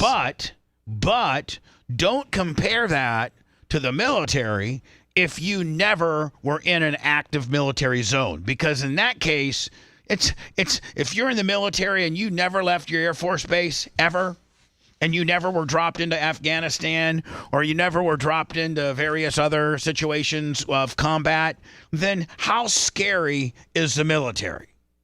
It's not. Like you said, Dan, yes, even guys peeling potatoes can be scared if you're in an active zone, but not if you're at, Eglin Air Force Base outside of Fort Walton Beach. I mean, that's the safest place in the world to be. Beach Meadow Detectives, $10. Right? If you never leave the base and you never get dropped into a war zone, staying on your base where, isn't everybody armed and there's a lot of weaponry surrounding you, and Dan, how secure is MacDill Air Force Base? How safe are the potato peelers at MacDill Air Force Base if they never leave the base? Safe as a mofo. Safer than you. Yep. Safer than anybody else. It's ain't nobody getting to them. Listen, they're protected. MacDill Air Force Base, which is our military establishment here and where we live, is arguably, I wouldn't say unpenetrable, but it's pretty much you can't get in there. Right. If you're a bad guy with a gun that wants to kill somebody inside, you're not gonna. Let's say one of the general who's in charge in charge of MacDill, you're not gonna get in there. You might kill him when he's coming home. Yeah, in front of my house. Because a lot of those generals live near Dan. Mm-hmm. One lives next door to me. Well, they elect to live outside of the base. Now you probably have some exposure there, but you don't. Please. I sent you the story on her threats on Polina that she's been receiving the last couple of days. Is it after her bikini thing dropped? No, people started coming after her. I know. Because she said that she's making Biden turn in some kind of tapes or something like that. So she's Bubba, on one of the committees. So Bubba, you got AOC Anna Paulina Luna and Lauren Bobart standing in line. The three of them. Who do you pick? Bobart. Bobart's your favorite all of the three? day because she's all day because she's got because she's a little older, so she might be a little bit more wiser and have a little more skill set than Anna Luna Polina. Just she's hot. She's out of Pinellas County. She's very attractive. AOC does nothing for me. I wouldn't even want. I mean, I'd have sex with her, then I'd have to immediately leave because I don't want to hear anything out of that mouth. How'd that be different from any other time? But Seth, what about you? Lauren Bobart, Anna Luna Polina, and AOC. All Phoebe gives you a weekend pass with one of those. Which one do you take? Man, that's tough, Dan. I'm a big fan of Bobart, but I would go with Anna Paulina Luna. You would? Yes. Why? Because you have local juice afterwards? No, I think that she's just the hottest out of the three. Really? Let me. How about you? I'm going to go with Seth. Anna Paulina Luna. How about you, Dan? I think I'm a Polina person too. I'm sorry. Dan wanted her himself. He's trying to kick us out of line. I gotta share it with Lovey and Seth. We'll bring it to Diddy's house. We'll all take her turn. Yeah, why not? I'll record it. Hell. Congresswoman Anna Paulina Luna Well, out we'll of take Pinellas Bobart to a County says movie. law enforcement is investigating a, quote, very serious shooting threat against her office. She says that threat was made just hours after former President Trump's second assassination attempt over the weekend. News Channel 8's political reporter Ty Russell in studio tonight with more on that. Ty. Yeah, Keith Stacy, the congresswoman, didn't say whether the threat was toward her D.C. office or her Bay Area office, but she blames political rhetoric from Democrats. Now, she didn't give any examples or names. She is in a heated campaign with Democrat Whitney Fox, and she is pushing back on her opponent. In a statement to Aid on Your Side, Congresswoman Anna Paulina Luna writes, over the last few weeks, I have received... Hey, Lummy, are you still scouring for her military record? No, she never served. That's what I'm trying to say. Is there an article that says she never, ever... Yeah, I'll send it, yeah. Received an increasing number... By the way, Lummy, Merch Crick sent me her little sheet. She's got 35.3. By the way, she's... I think she's going against your Ashley this weekend. Oh, really? She got 21 points from Rogers and 14 from G. Wilson. It's 35-0 right now. Nice. But obviously, your girl hasn't played anybody yet, so. No. Of threats and doxing attack. No, Ashley's not going to get mad at No, me. that's not her opinion. The Ash? Yeah. No, it's not her. It's not Ashley Garrison? No. That's what I thought it was. Sorry. An online page was encouraging strangers to send threatening packages to my home. This weekend, it escalated to a very serious shooting threat, and we are taking every Sorry, pain in the ash, whoever you are. Necessary step to ensure the safety of my family, staff, and... Well, listen, man, she should be pretty handy with a AR-15 or whatever service rifle she supposedly carried when she was active military. Yeah, but she's not walking around with one. I know. Our district. The congresswoman goes on to blame political rhetoric from Democrats for the increased threats and political violence. It's a similar argument former President Donald Trump has made following his second assassination attempt. USF political communications professor Joshua Scacco says only blaming the other side misses the mark. Any elected official that tries to pin it on one political party or another is, in a lot of ways, needs to be considering the larger political environment that we exist in. Scacco says most voters condemn political violence. He also wants these same voters to look back at the history of all candidates to see if politicians they support have done the same. Understanding where elected officials stand on acts of violence as well as threats of violence, regardless of who it's targeted against, is very important. Democrat Whitney Fox is believed to be in a neck-and-neck race with Luna in Pinellas County. In a statement she writes in part, violence... And Whitney Fox is pretty easy on the eyes, too. Maybe not as hot as Anna Luna, but... She's the one that called the show, Bubba. What's that? She's the one that called the show. Oh, she did, didn't she? Yeah, you said you wanted to have lunch with her and help her in any way possible to win. We probably need to do that, right? Yeah, she doesn't miss lunch. Politics, period. She goes on to say the congresswoman is making false accusations against her campaign. She also writes, the people of Pinellas deserve a leader who will put aside partisan politics. Well, we deserve a leader that's not going to get pregnant and in office. Why is that's a problem? Well, yeah, you're only there 2 years, and how much bereavement you're going to take. Not bereavement, or whatever, maternity leave.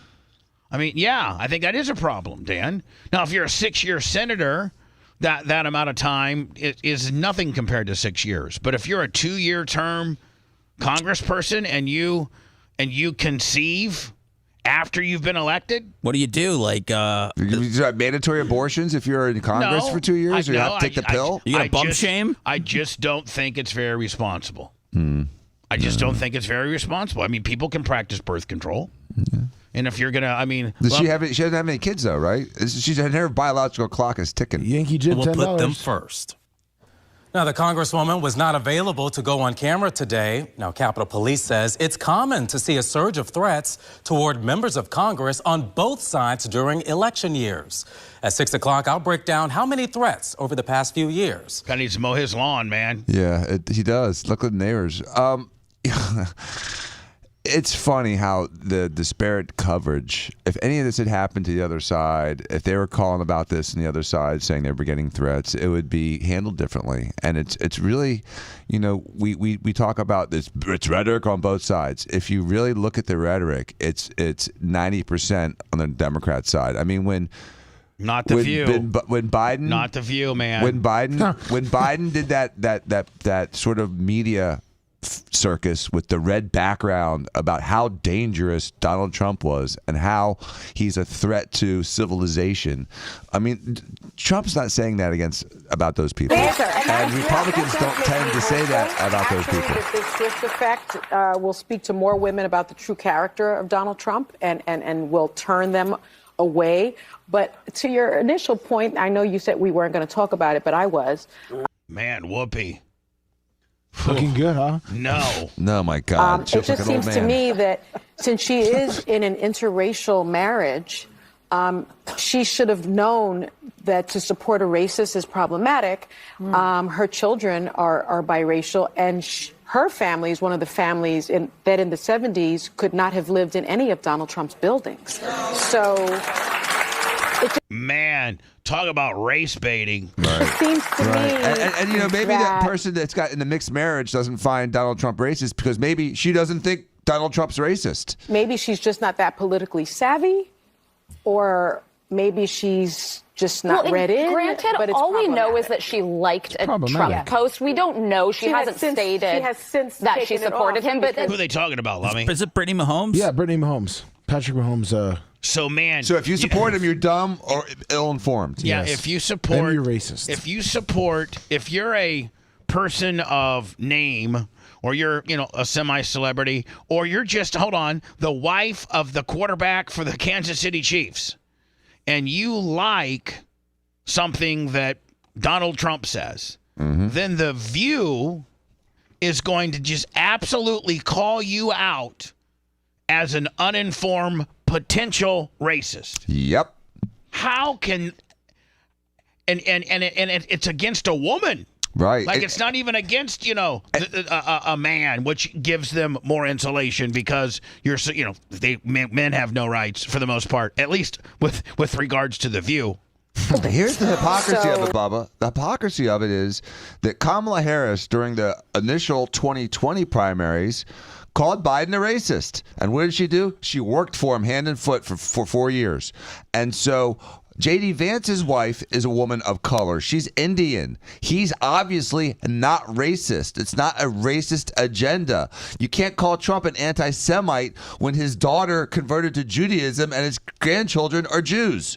She should have ridiculous. known that to support a racist is problematic. See, I think this is problematic, that you can automatically paint Brittany Mahomes as a racist. It's unfair.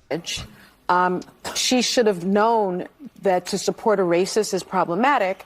Her children... How does well, I know because it's ABC. Are biracial, and her family is one of the families that in the 70s could not have lived in any of Donald Trump's buildings.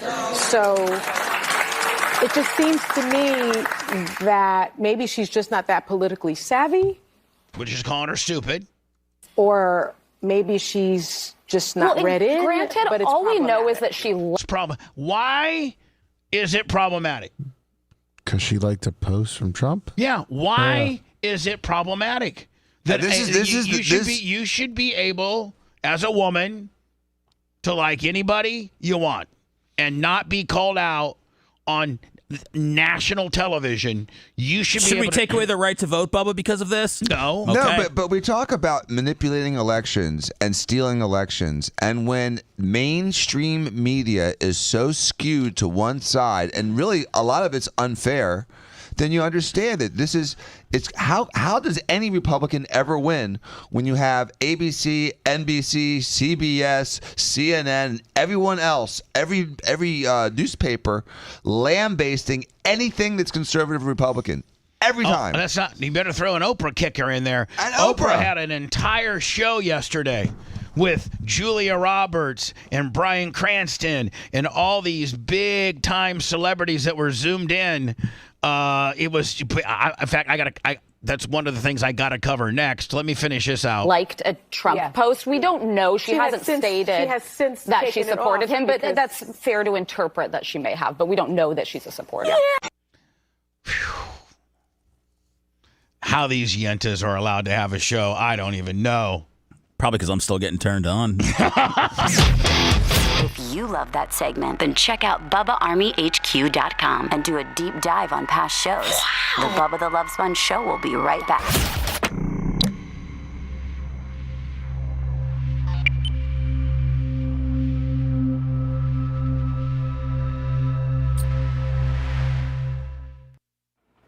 Yeah, Brittany Mahomes, who's a fucking mother of two and 28's got to go do research that she wouldn't be able to live in Trump's buildings in the 70s. Right. And just by simply only liking up, she just liked the post. I mean, what if the post was? I don't even know what the post was. Wasn't it a lot worse when Obama was liking all that Sarah J porn? That's funny. That's why Elon Musk had to make favorites private. Is the Walker guy from Seattle, Lummy? Is he the running back? Yeah. Yeah. He should be I think he's listed as question. No, I don't think he practiced yesterday, Lummy. So today probably will. Yeah, you gotta wait. I mean, on that one, I would wait till. Is it fucking rain? I would almost wait till Sunday morning. Is this rain? Yeah. Rain? If he doesn't practice today, he's probably not going to play. I thought it was not going to rain today. But I guess Merch Trick is playing by Ashley. Okay.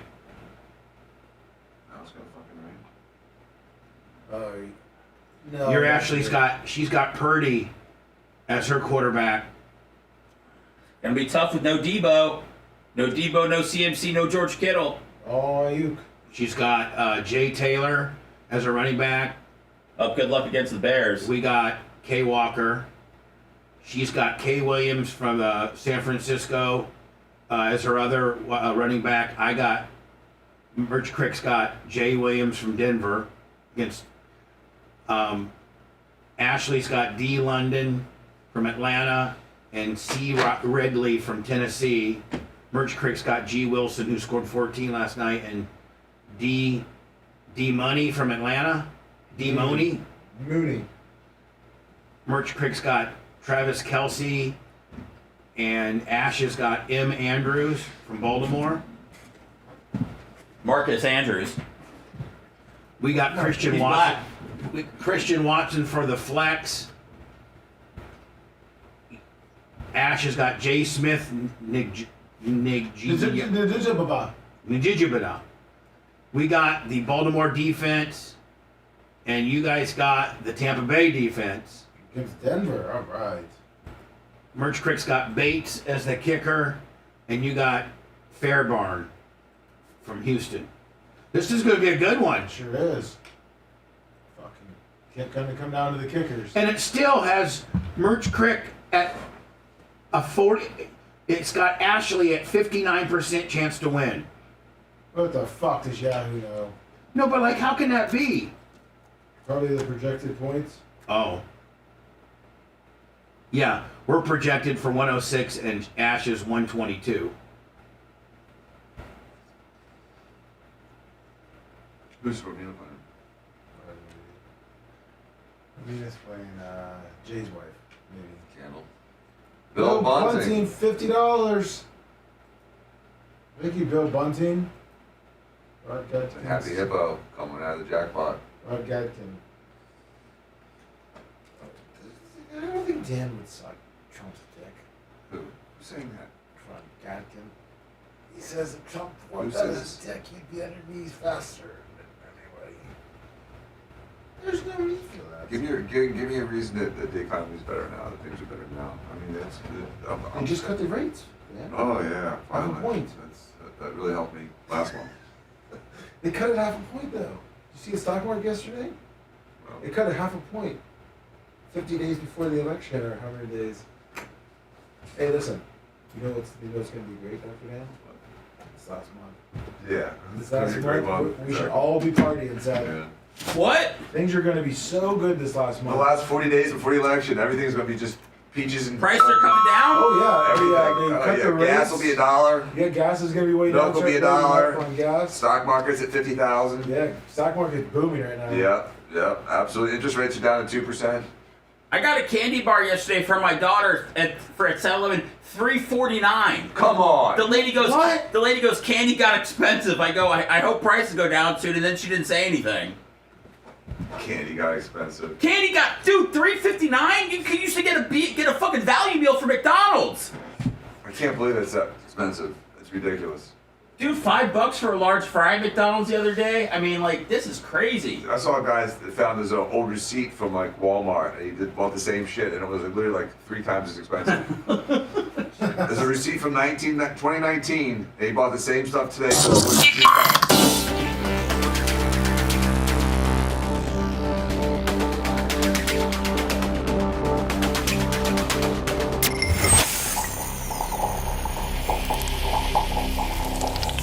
The Bubba the Love Sponge Show, listener supported via PayPal, Venmo, and Cash App. All at the Bubba Army now returns.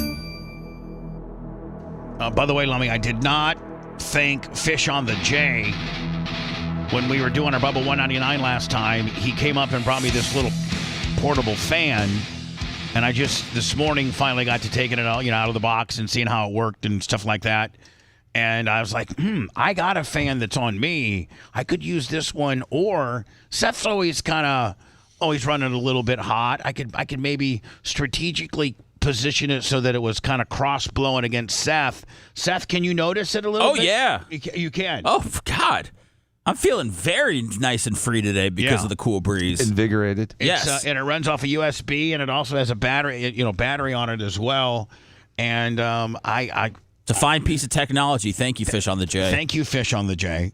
Also, I think our I don't want to say her name because she'll pop up, but AL that certain person EXIA, her. Uh-huh. I think that we got. I think Macho Man's got her all dialed in. Let me see. Hey Alexa, play the Bubba the Love Sponge show. She sometimes takes a little bit, giving her the benefit of the doubt. Just wake her up again, push her a little bit. Yeah. Hey, Alexa, good morning. Good morning. All right, she's there. It's a great day to unplug and recharge, especially for fans of the Wild Robot book series. Oh, Jesus. The Wild Robot. Alexa, she's such a whore, Stop. man. She is. Yeah, she's such a... She'll shout out anything. Okay, I've stopped the stream. No, I didn't. Get back here. Alexa, play the Bubba the Love Sponge show. Okay, here's Play Bubba Love Sponge show. At Chamberlain University, English. we believe in career. At least we got English. The call. Right. Even in the I saw Macho Man emailed Mike Rowe, Lummy, about that, saying, hey, we're getting all these Mexican spots. Can you do something about it? passion that sparks a lifelong dedication to caring. If you He was like, you might be geo-targeted into a hot Mexican zip code. That's what he told us. time, join us and answer your call. Lummy, we're getting maybe 2 cents for this. I know. Belong to Love something it. greater. Learn more at chamberlain.edu. Got her all dialed in. Let me see. Yeah, there you go. Hey, Alexa, play the Bubba the Love Sponge show. Hey, Alexa, stop. Okay. Now, Mach, I've have you stopped the integrated or whatever it's called? Have you put in place the other ones yet, or are you still working on that? Those are in place, but we want to confuse our Alexa. She's a little slow. Okay, so we just want to stick with play the Bubba the Love Sponge show. Right, but the other two work. They do. Yeah. Can I try one, or we? I wouldn't. She's on her period. Perfect. Bubba doesn't care. But hey, get him some goggles. No, I'm so anti. We did a whole podcast about me not liking it on the period. Disgusted.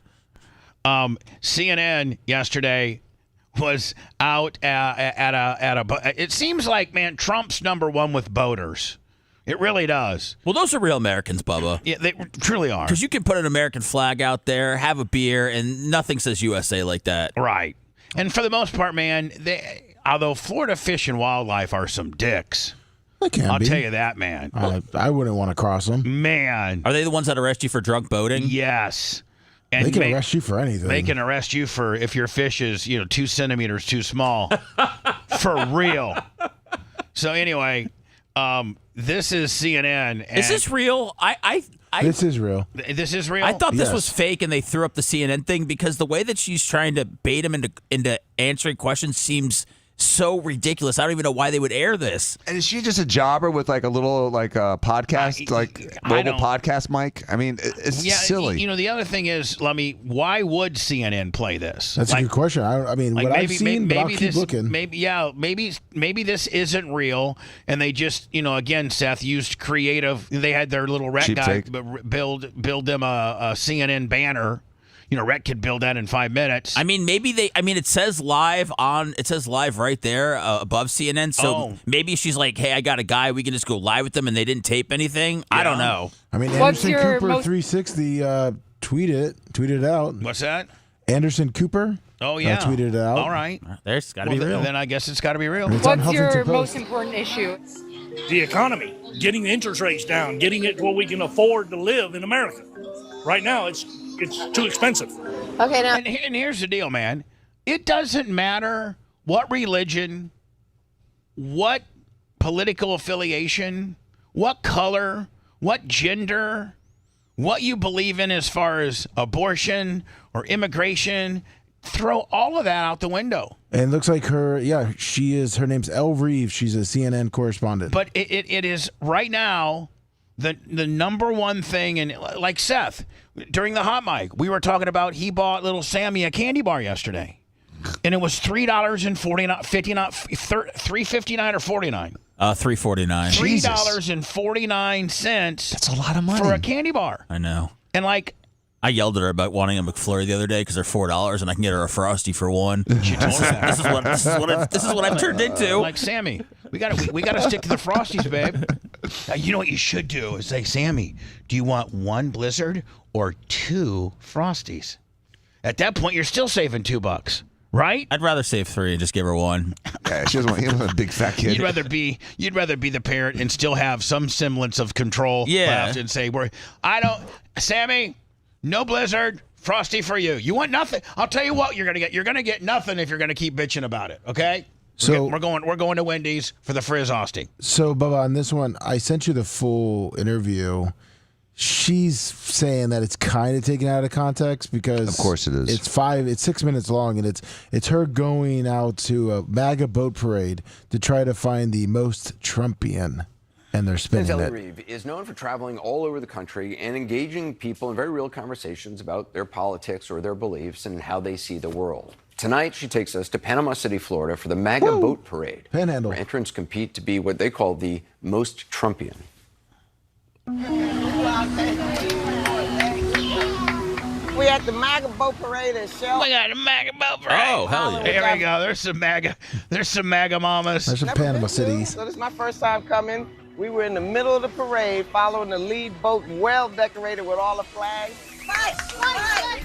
There's a contest who can be the most Trumpian. Oh, look, she's even got I almost got my earshot. Wow. Yeah.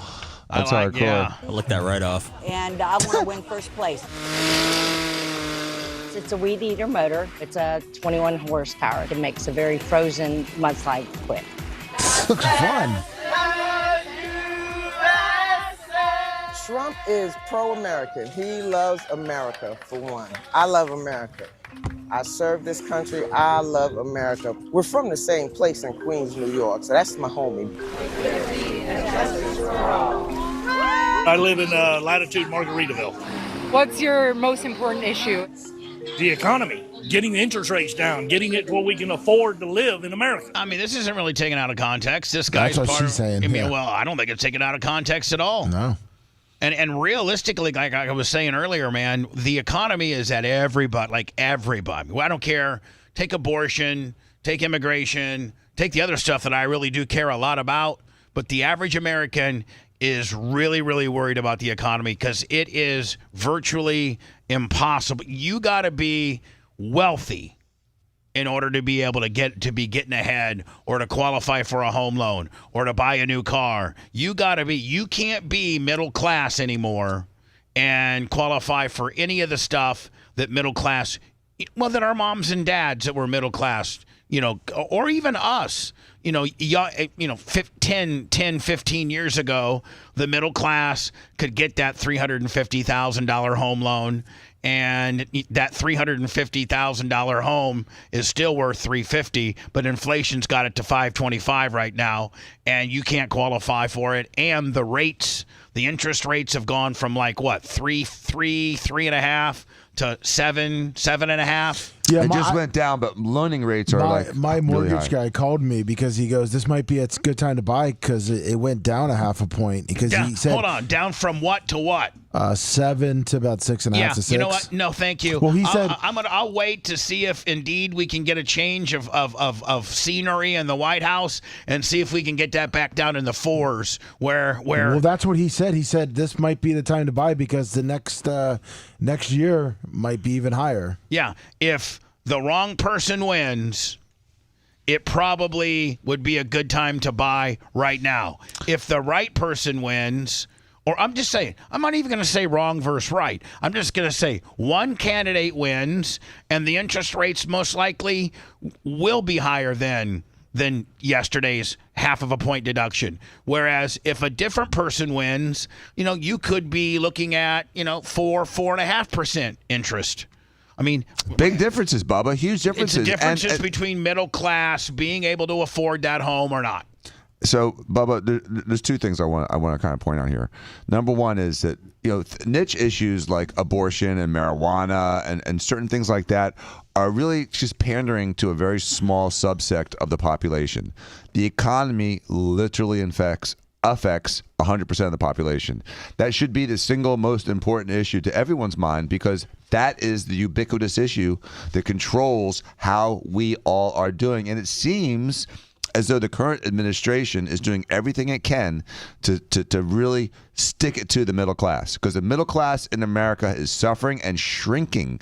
They're becoming when poor. Seth has to pay $3.59 for a candy bar for his daughter. Shameful. Something's broken.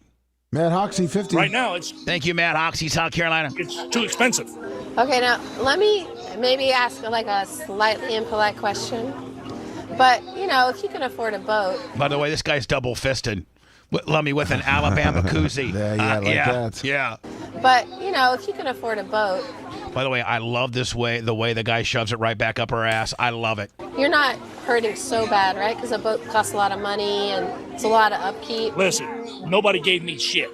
I earned everything that I got. He said, nobody gave me, I had to dump it. Nobody gave me shiz. I own everything that I got.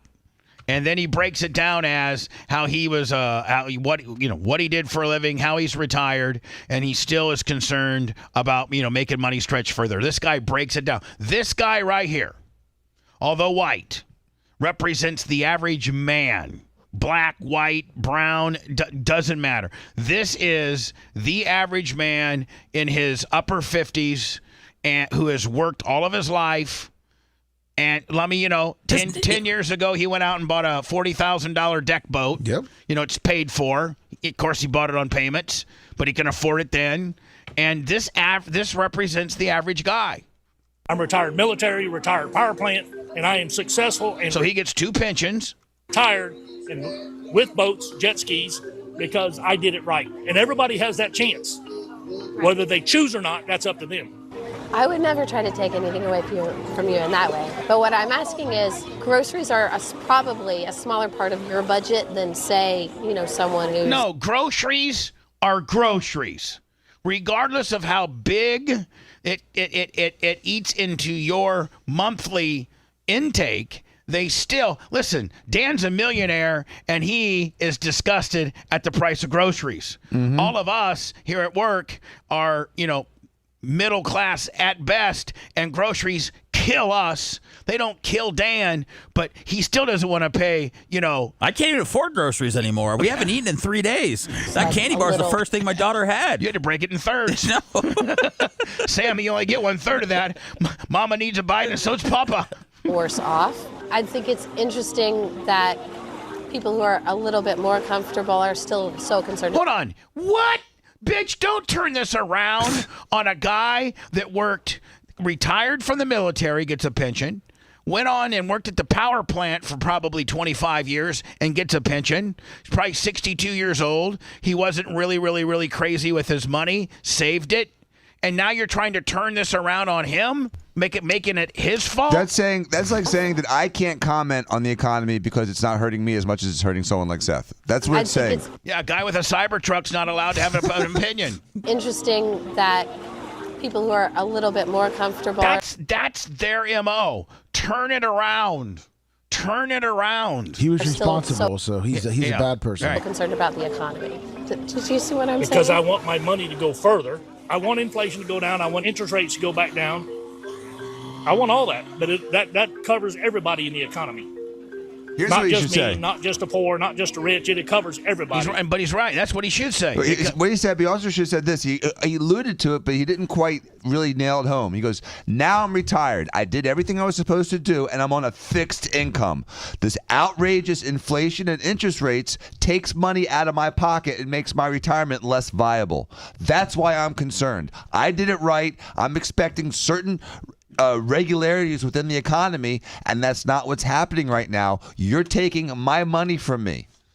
Now, something I've heard from some people, tell me if this applies to you, is like they're worried their kids aren't able to afford a house or a car. No, I trained my kids and taught my kids properly. They have great educations, and they're both successful in their careers. Actually, they're doing better than me. Another woman told us that she had a good retirement, but she worried about others who are having a hard time with higher prices. Whether they were locals or on vacation, like everyone Tara. we spoke to at the boat parade was in a good mood. But underneath, there was anger about immigration. We need a secure border. We need to... And here's the thing about immigration.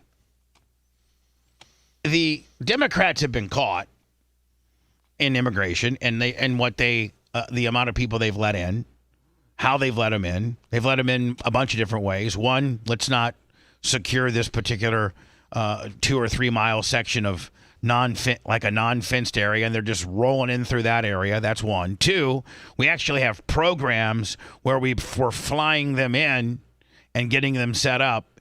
And then three, we're again, I think it's what, 8.4 million immigrants that have come in. I feel as if the Democrats are just now trying to come up with, and they blame it on this bill that didn't pass, 6 months ago. Which would have done nothing to curb immigration. It was just to have more people to process the migrant wave, and it's 16 to 21 million, Bubba. And so I just feel like on two instances, Kamala, she won't tell me how she's going to fix the economy, other than she might give you a child tax credit, and she wants small business loans not to be $5,000 but $50,000. But she's going to tell you that she grew up in a middle class family. That's how she's going to fix the economy, because she grew up in a middle class family, and she's going to raise the child credit from currently at $3,000 to $6,000. So it's a $3,000 gift. She won't tell me how she's going to do it, and then she's going to tell me a history lesson on how she was brought up, and she's going to but immigration and the economy, I feel like I'm not getting really solid answers on both of those instances. And with immigration, I feel that horse is already out of the barn, and moving forward, I don't even know what their policy is going to be. Well, there's not federal earmarked money to accommodate the 16 to 21 million extra people that are here that weren't supposed to be here at all. It's going to destroy the ability for people that are in a lot of jobs to make the money they were making because now they're competing with cheap labor. When you had all the Haitians go to the Bahamas, the Bohemians couldn't get jobs because the Haitians would do it for 30 cents on the dollar. And these immigrants that are living under the law with, sort of like in the shadows are working for less than the American workers are working. And so they're exploiting this issue, and American workers are suffering. So we're paying in taxes to support these people, and now we're competing against them for jobs. It can't, and we have no infrastructure to support them. It's a lose situation, and of course the Democrats want them all to become Democrats, and they're allowing them to vote in some states. When we come back, Oprah had a big ass show yesterday. I think it was like an hour and 30 minutes long, and Kamala was there. And they had all these celebrities and Julia Roberts, and they had them all piped in and on Zoom. It was quite an extravagant. Was it a fundraiser? I think it was just more of an ask. It was a rally. I think it was more of a rally, right? I think it was an Oprah Zoom on air rally, like almost like a infomercial. Lummy, what was it on a network or was it on Oprah's O? Do we know where it was hosted at? That's what I'm looking up right now. All right. Hey, Bubba, and we also ordered pancakes. We'll be here in about 7 minutes. Dan. What? Dude, it's Freaky Flapjack Friday. I'm not having them. You don't have to. I'm not having them. It looks like it was just live I'm streamed. sticking to my fruit, and I had a really good week worth of dieting. Okay. Because you didn't, I've not. It wasn't Friday. I'm not eating them. All right, Seth, we got flapjacks. If you want 24/7 on-demand Bubba and the crew, go to BubbaArmyHQ.com. Right now. The Bubba the Love Sponge show will be back after this.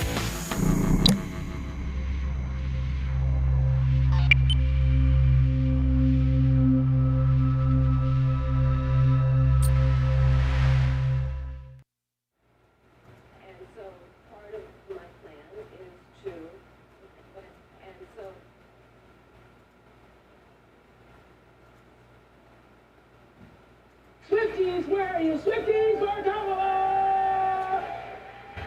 And in addition to thousands of you all who I am just meeting here tonight on screen, I founder of Women.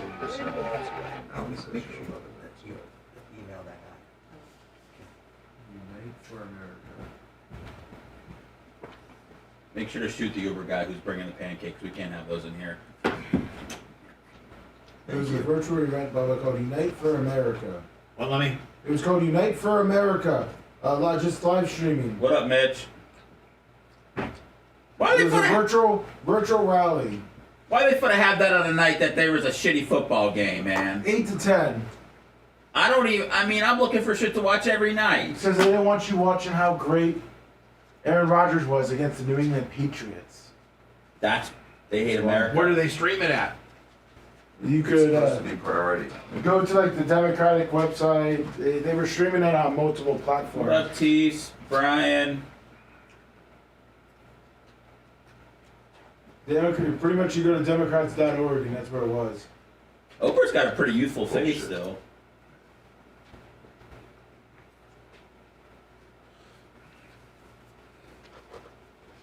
Somebody said there's a video of her strapping one on and taking Diddy. I don't know if I should believe it, though. Oh. What up, SB? St. Pete, September 28th. Who? Looks like Harris. There's events and volunteers needed for St. Pete. Well, I can't understand your mumble. What? I was reading it to Seth. Kamala's coming. St. Pete Women for Harris and Walls. In St. Pete. You can volunteer. I'm a St. Pete woman. Insanely idiotic things I have ever heard. At no point in your rambling, incoherent response were you even close to anything that could be considered a rational thought. Everyone in this room is now dumber for having listened to it. I award you no points, and may God have mercy on your soul. Okay, a simple wrong would have done just what you just...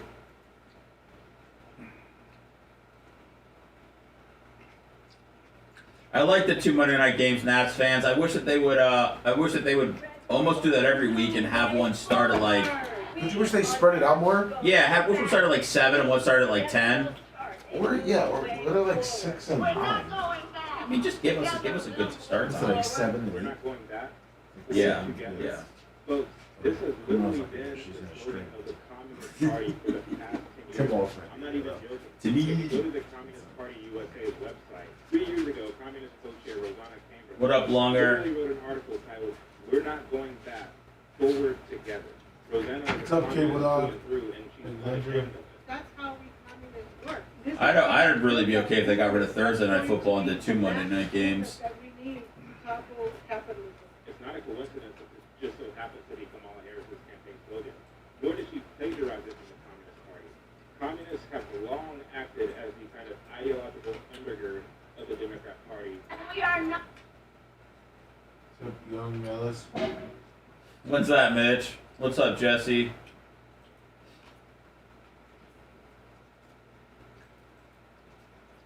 What up, Shane Brown's brother? Yeah, I don't know where it said it was going to rain today, man. It's looking pretty... Macho's got the radar up. He's trying to scare Dr.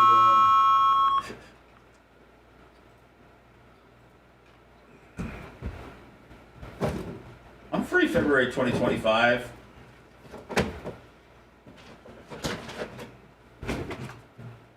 What up, Gary? Gary, I gotta hit you up later. I got an idea for some Instagram content. Hello, Gary. Yeah, Wyatt, probably in the next week or two, for sure.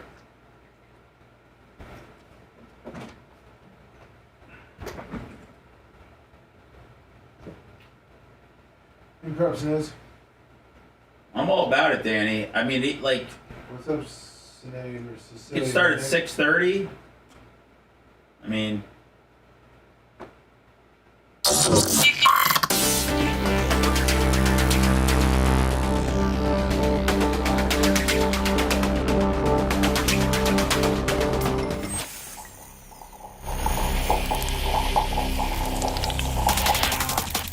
The Bubba the Love Sponge Show. Listener supported via PayPal, Venmo, and Cash App. All at the Bubba Army. Now returns.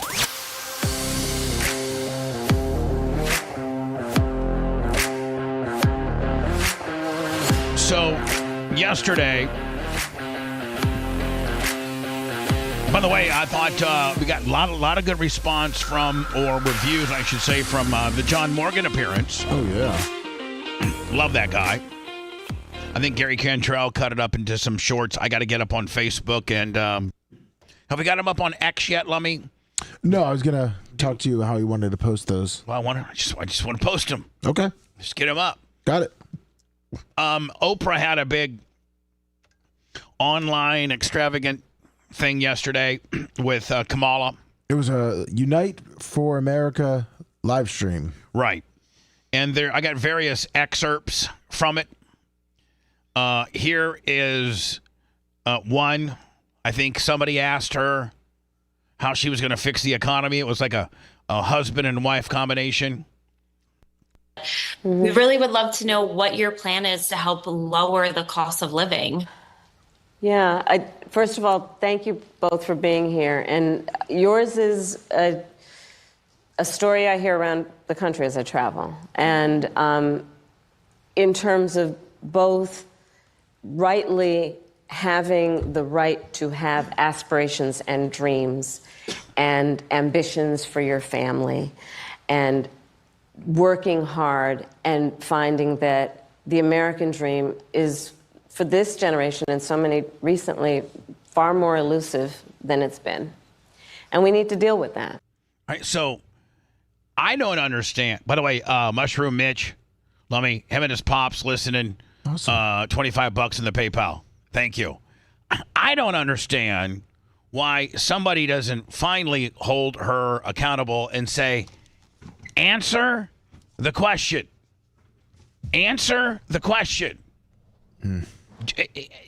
You just basically reiterated. Let me play it again. You reiterated what we asked. How are we going to make it more affordable? We really would love to know what your plan is to help lower. What your plan is. Not just parroting what we asked in a different way, the obvious, thanks, Brad's mom, but parroting what we just asked with no plan at all. I plan on doing I plan on doing A, B, C, and D. Lower the cost of living. Yeah. First of all, thank you both for being here. And she might be the first person to be the next president of the United States. She might be the first president that never really had to answer the questions. She just word saladed it up and made sure you knew that she came from a middle class in a neighborhood that liked to keep their lawns nice. I know that. I know that all day about her. A story I hear around the country as I travel. And it's the biggest story in America next to immigration. And that is how you going to make it more affordable. That could be Seth and Phoebe. That could be Lummy and Ashley. That could be me and the Merch Crick. That could be almost, any American right now. Yeah, any American today. Any non-rich American. Even the wealthy people are frustrated because wealthy people still have to run a business, and business expenses are more expensive. And so businesses aren't doing as well as they were 2 years ago, 3 years ago, because their fixed costs have all gone up. Their salary's gone up, their insurance has gone up, their tchotchkes, whatever they buy. Thanks, Dan. As I travel. And Dan, you're really piling on today.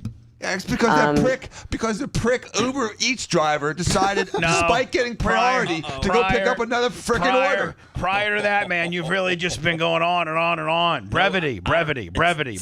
Seems like the and in terms of both rightly having the right to have aspirations and dreams and ambitions for your family. Yeah, regardless of who the president is, we all have that right.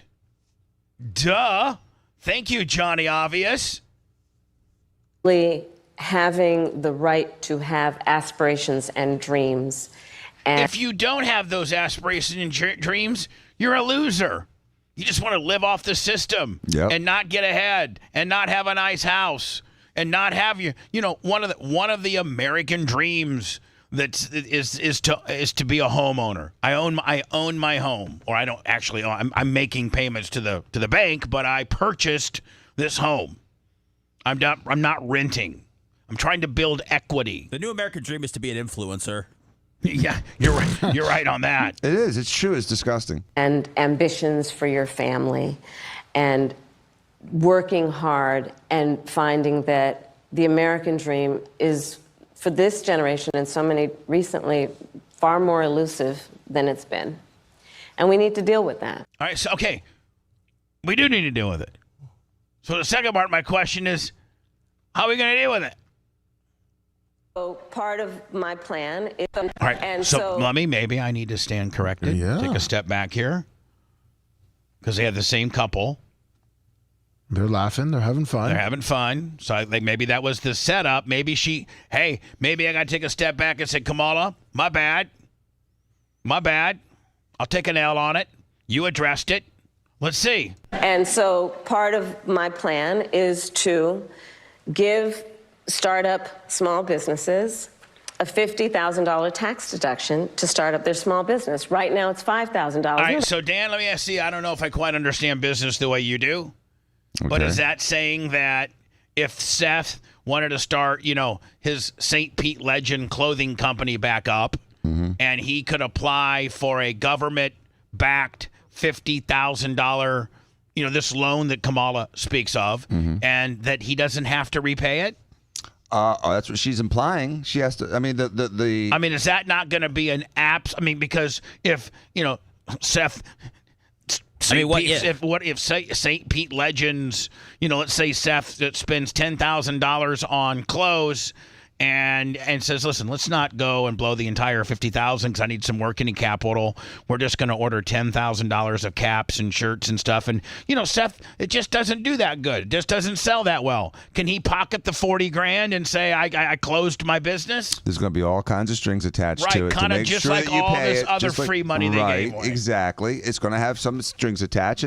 And I understand it, but they're going to, you're going to have to apply. It's going to take a month or 2 or 3 or 4 or 6 6 months to get your money. If you do get it money, it's going to have all kinds of strings attached, like I said, and maybe even have strings like you have to hire a certain number of minorities, and you have to DEI or right. You have to do something like that. There's going to have strings attached. There's no question. And by the way, it's got to get through Congress and the Senate, which is not going to happen. Which is not going to happen. So she's going to, just like Biden for 3.75 years have been saying, I'm forgiving student loans, and he's tried and tried and tried. Never got it through. Never got it through. He's still beating his chest saying, I gave you guys, your student loans some relief. But he did nothing because the president is limited as to what he can do. He did do some people on student loan forgiveness. Yeah, the dreamers. He did. He did some. To start up their small business. Right now it's $5,000. Nobody can start a small business with $5,000. So that's part of my plan. That's a teeny tiny business. Is it a tax credit or a tax refund? Or is it said tax credit. So that means, that tax credit means you're just not going to pay taxes on that money. They're not giving you jack mama nip. It's a tax credit. It's not money. It's just like you get to deduct it. It's a deduction essentially. But it counts as income. No, it counts against your income. So the first $50,000 in income you have to pay taxes on. You got to make $50,000 for that to work. Right now it's $5,000. Nobody can start a small business with $5,000. So that's part of my. So they're saying they give you $50,000. You better make sure that business works so that you have $200,000-$300,000 in sales. So you take that $50,000 is then forgiven and not taxed, right? That's all they're doing. They're not giving you. I mean, they're like. I guess it's kind of like giving you $50,000 free money, is it? I think it may be giving you the ability to write off the first $50,000 you make. So the tax credit offsets the equivalent of the amount of tax. So again, it's like a child credit. You take that. Right now it's $3,000. She wants to up it to $6,000. That's a teeny tiny business. That helps such a small fraction of America, Bubba. That's not an economic policy. It's a concept of a business, right? Yes. You know where I'm going. Oprah pays a guy who grabs her mail every day $50,000 a year. Like she can't. I mean. Did you get the Trump joke that you just did? No. She said she has concepts of a plan. That's what. That's a business in teeny tiny business. It's a concept. Concept right here. Hold on. Tiny business. It's a concept of a business, right? Yes. You know where I'm going. Man, I feel like I'm watching an episode of Veep. I mean, Seth, the people that wrote Veep were like, I mean, they projected the future. This is very much like it. If you want to look at the state of America as a comedy, which I try to do, I know a lot of people take it seriously as they should, but yes, it is a little silly at times. If you go through this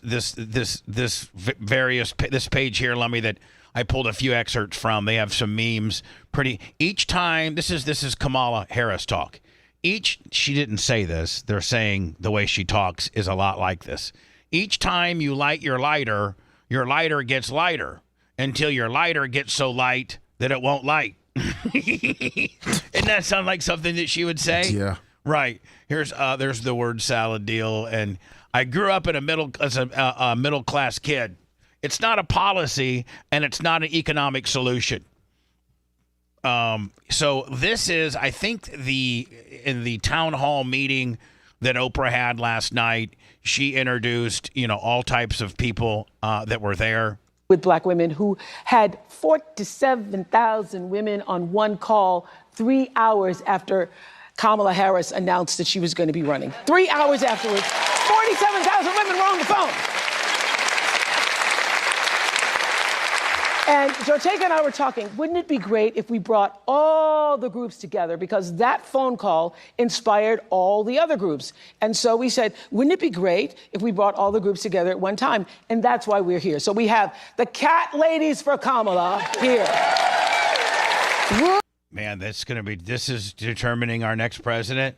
The Cat Ladies of America. She's embracing the fact that there's zero policy. She's embracing this DEI, this equity hire. This is all about identity politics. It has nothing to do with a plan or a solution or philosophy to save our country. Caregivers for Kamala, train lovers for Harris Waltz. I didn't know. How about would-be assassins for Kamala? There were train lovers. Train lovers, chefs for Kamala. Love that group. Republicans Yeah, you do love that group. for Harris. Love that group even more. We've got Swifties. Where are you? Swifties for Kamala. And in addition to Is this really happening? Yes, Bubba. This is a comedy act. It's a clown show. thousands of you all who I am just meeting here tonight on screen, I see some faces I recognize.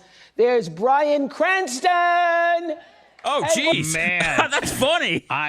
Breaking Bad. He's just in the middle of all the random people. It'd be so much cooler if he had his making meth suit on right now. He was Heisenberg. Making his blue crystal meth, right? He's just eating pudding in the nursing home. I gotta tell you, man. Bryan Cranston didn't know. Mm-hmm. Now you know. Where are you? Bryan Cranston! Wow, Bryan Cranston. I hear Chris Rock is in the house. Chris, where are you? Chris Rock is in the house. Man, if they come to me, Trump. I'm just saying, man. What do you mean if who comes to you? I mean, like politics are so polarizing right now. You instantaneously, let me just ask you a question. Dan, you make no bones about that you're a big, you're big MAGA. You make no bones about it.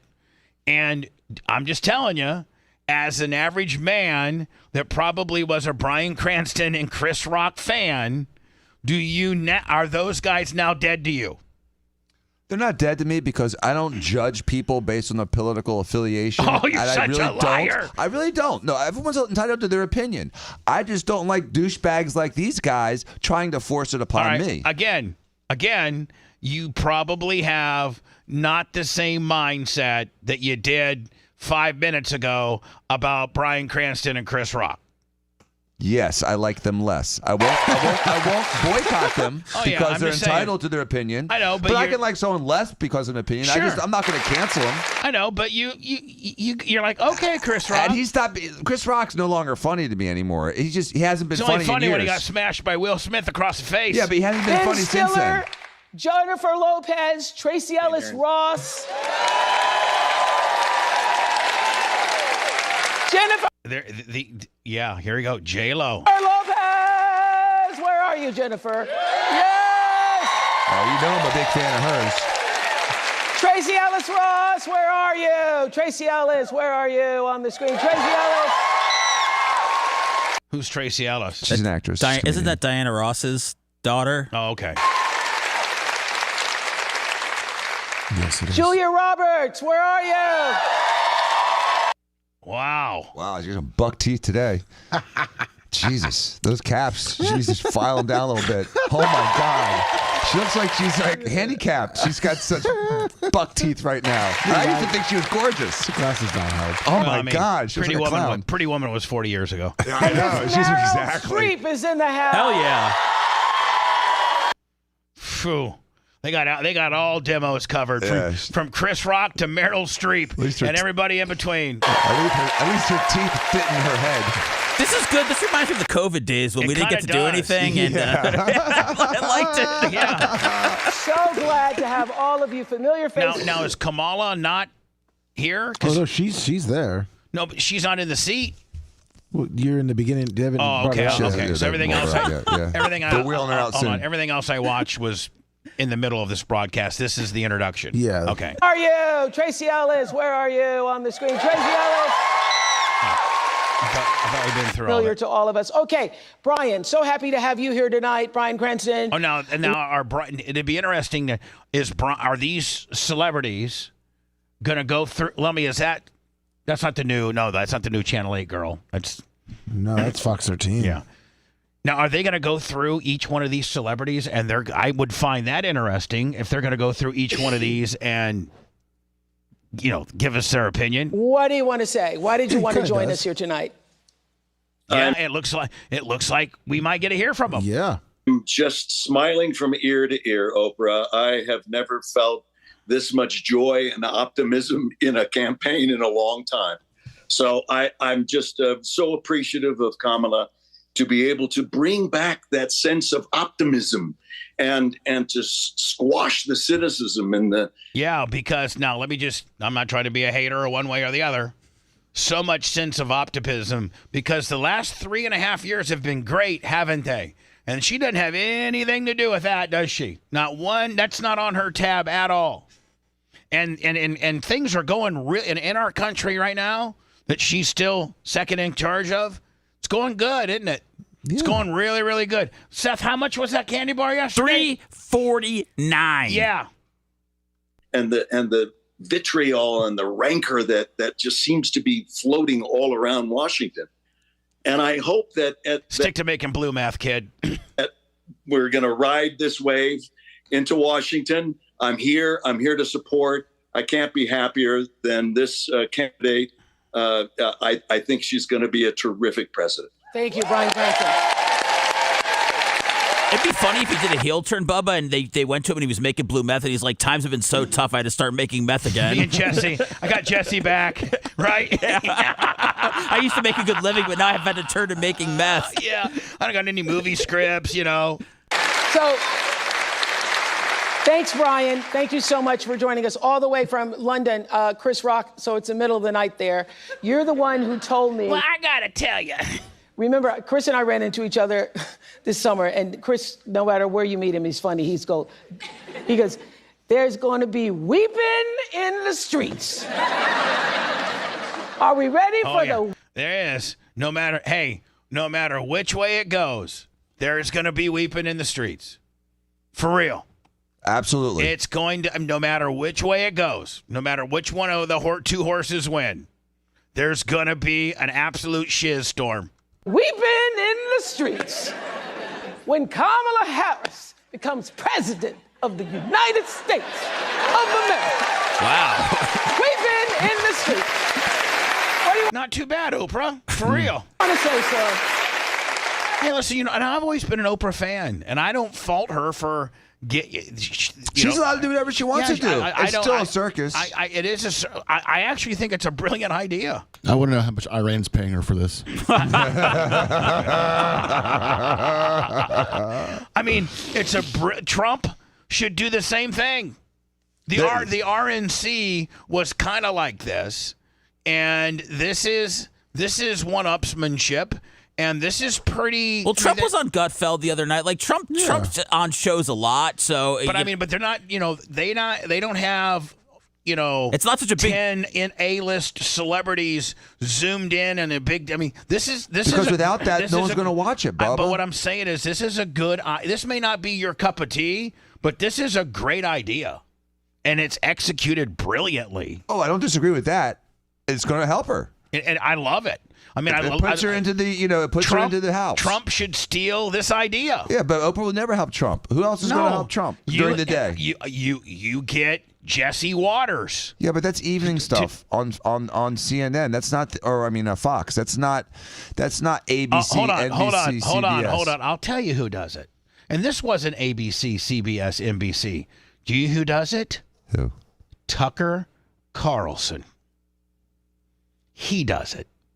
He has a huge platform, tuckercarlson.com now, and they line it. They do it just like they get a big audience, which Tucker can garner. Yes, and they get you could find you. First of all, but he's no Oprah. He's as big. He's not as big as Oprah. I love Tucker. He's not as big as Oprah. Oprah is as big as it gets, Bubba. Not anymore. Really? Not anymore. Really? No. To the people voting? No. Tuck is just as big within the Republican. I'm not trying to fight with you. Within the demographic that Trump is going for, Tucker is the biggest probably rock star going. And guess who the first person on the first? Just like Brian Cranston was. Guess who Trump's first guy is? First celebrity? Elon Musk. Right. Oh, there you go. Right? Mm-hmm. Elon Musk. Elon tweeted yesterday, what if Trump wanted me to build a wall, and it was some, futuristic-looking wall? That wasn't his tweet. That wasn't fake Elon? Yeah. Okay, Oh, great. That was actually really cool. Seth, I like when you Jeez, get man. caught every once in a while because I always get caught. I got caught fake Elon? Jeez. Yeah, with all the drones Seth, you above got it, caught, Seth, lover. yeah. Dude, I love it. It was a cool one. Elon's got to tighten up the platform. Here we go. I've always been a fan of Kamala, even back when she was running for. I remember writing her a check when she was like the district attorney for something. Maybe it was to get out of a parking ticket or something. But I've been writing her checks for a long time, and I just want to bring my daughters to the White House to meet this black woman president. She's black. I mean, is she black? Well, I mean, she is black. She's half black.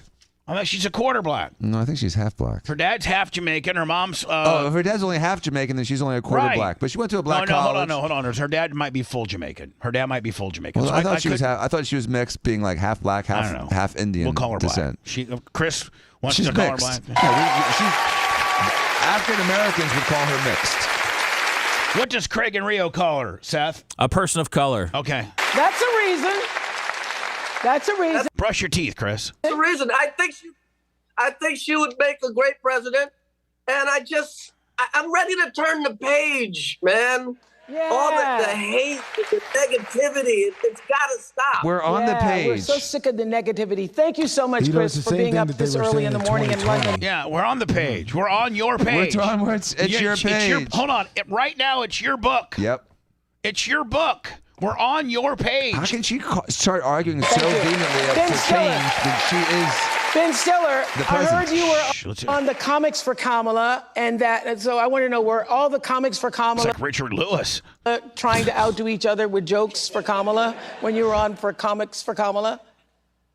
They were, and I didn't outdo anyone. I was probably the least fun of all the comics. But it was really, I mean, it was great though, because everybody was so energized. And I mean, I got to go to the convention and see her speech, which was just incredible, and feeling that energy, feeling kind of going from a stop Trump mode into a go Kamala mode, the people starting to, really hear what she's about.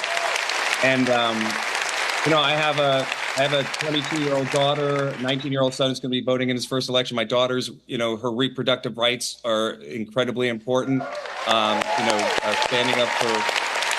Thank you, Ben. Thank you, Ben. And I think standing up for, Yeah, I think what Chris said. We're ready to turn the page. from the book that we're currently in. I'll be back with more Oprah next. Want to listen to the show on demand and on the go? Enlist today at BubbaArmyHQ.com. Sign up and start listening. The Bubba the Love Sponge Show will be back after this.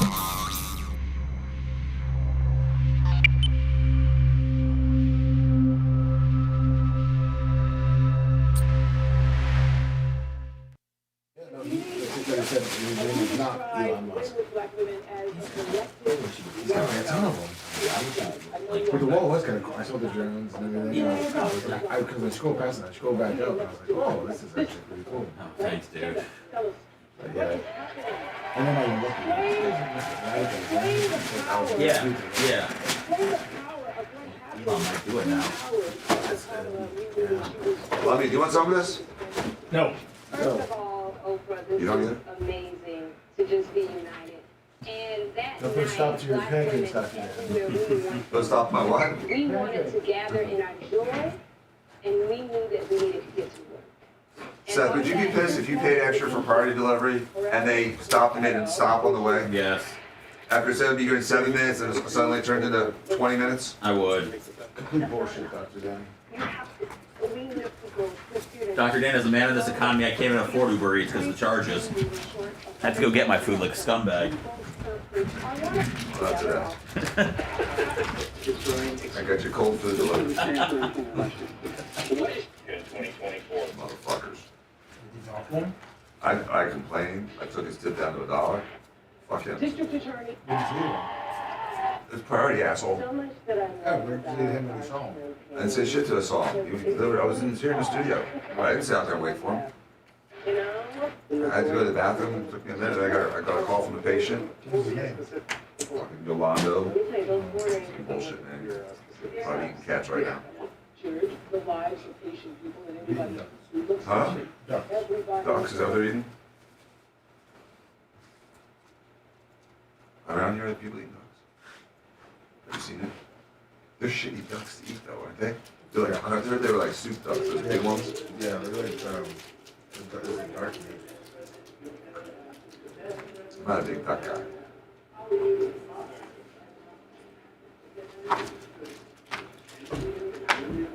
Oh, by the way, friends, you didn't hear about it. I heard about it for a while. The student loan forgiveness. Because, the Supreme Court said... He thinks big red's people will tunnel. He said, fuck you and yours. He said so. He gave him good medicine, too. He didn't do shit, did he? Nothing. Nothing? Not even Tylenol? It was a mistake. That's what made me... Because my pain was so intolerable. I go to the hospital to get it. The hospital gave me pain pills. Which brought everything back down. I was at 220. I was at 232. And I saw him yesterday. He's like, man, your friend maybe felt like a tumor on his kidney or some shit. I'm like, I think it was just anxiety. But Shut up and then like... that was no pain medicine. Yeah, then when it wore off, he's like, yeah, take the Tylenol.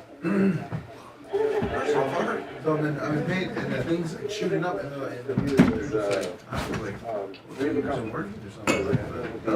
They dropped it quite a lot. Yeah. Will be a specific steps to strengthen. So you don't have a blood pressure problem? Yeah, well, You gotta check it. they want me to like, get a, Yeah, you should get a check. Yeah. You know my background. Because you're talking so fucking loud, I can't hear. And I was also the elected Attorney General for 2 terms of a border state. So this is not a theoretical issue for me. This is something I've actually worked on. I have prosecuted transnational criminal organizations for the trafficking of guns, drugs, and human beings. I take very seriously the importance of having a secure border and ensuring the safety of the American people. Sadly, where we are now can be traced most recently back to the fact that when the United States Congress... Yeah, of course. Anybody who looks Haitian, everybody in America feels for that. And everybody in America, left, right, middle, has concerns about immigration. And I'm told that Justin, where are you in the audience? Michigan? Yes, ma'am.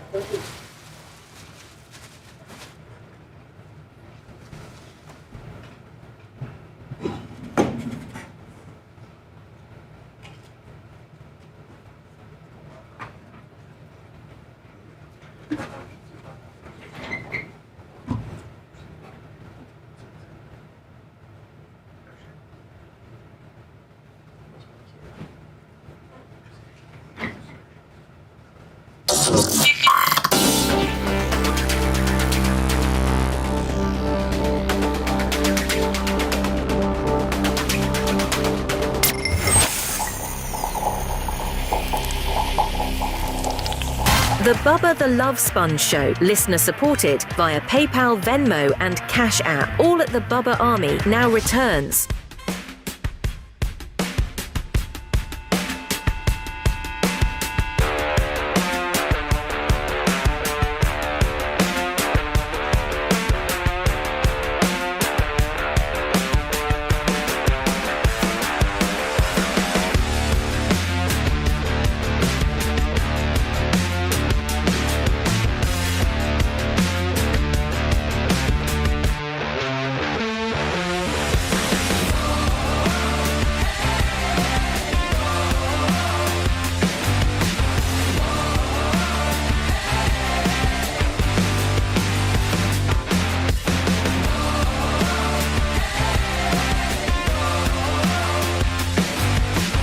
I just sent you a text that I got from Shannon Burke. He wanted me to, probably wanted to cover it because it's something I know most people don't know. continuing the Oprah thing, but then after this guy's question, this guy's from Michigan, and he has a pretty specific question about probably, I don't know, doesn't matter where, I think Oprah sets it up, I already passed it, but I think Oprah says, right, left, or middle, most Americans are very concerned about immigration. And I think we would all agree on that. We all have some type of or some sort of opinion as to immigration, what has already happened, what the plan moving forward is, and what the real numbers are. And for the last 3.5 years, how many have really made it in? I do know this, that it's a problem. It's a problem when these illegal immigrants have infiltrated our country and from almost every part of our country has seen an influx of immigration. And, now obviously Springfield, Ohio is the sexy, shiny object where there's, reports, true or not true, where various Haitians that have been they didn't even have to cross the border. They were shipped in. So, in the reports that I'm getting, shipped in on planes. About 20,000. And infiltrated and 20,000. I don't know why the government picked Springfield, Ohio, but they did. And there's all kinds of craziness going on there. Now, we don't really know the truth. We don't really know the truth because the current administration, I don't think, is truthful. I don't think they can be truthful on what they've really done with immigration.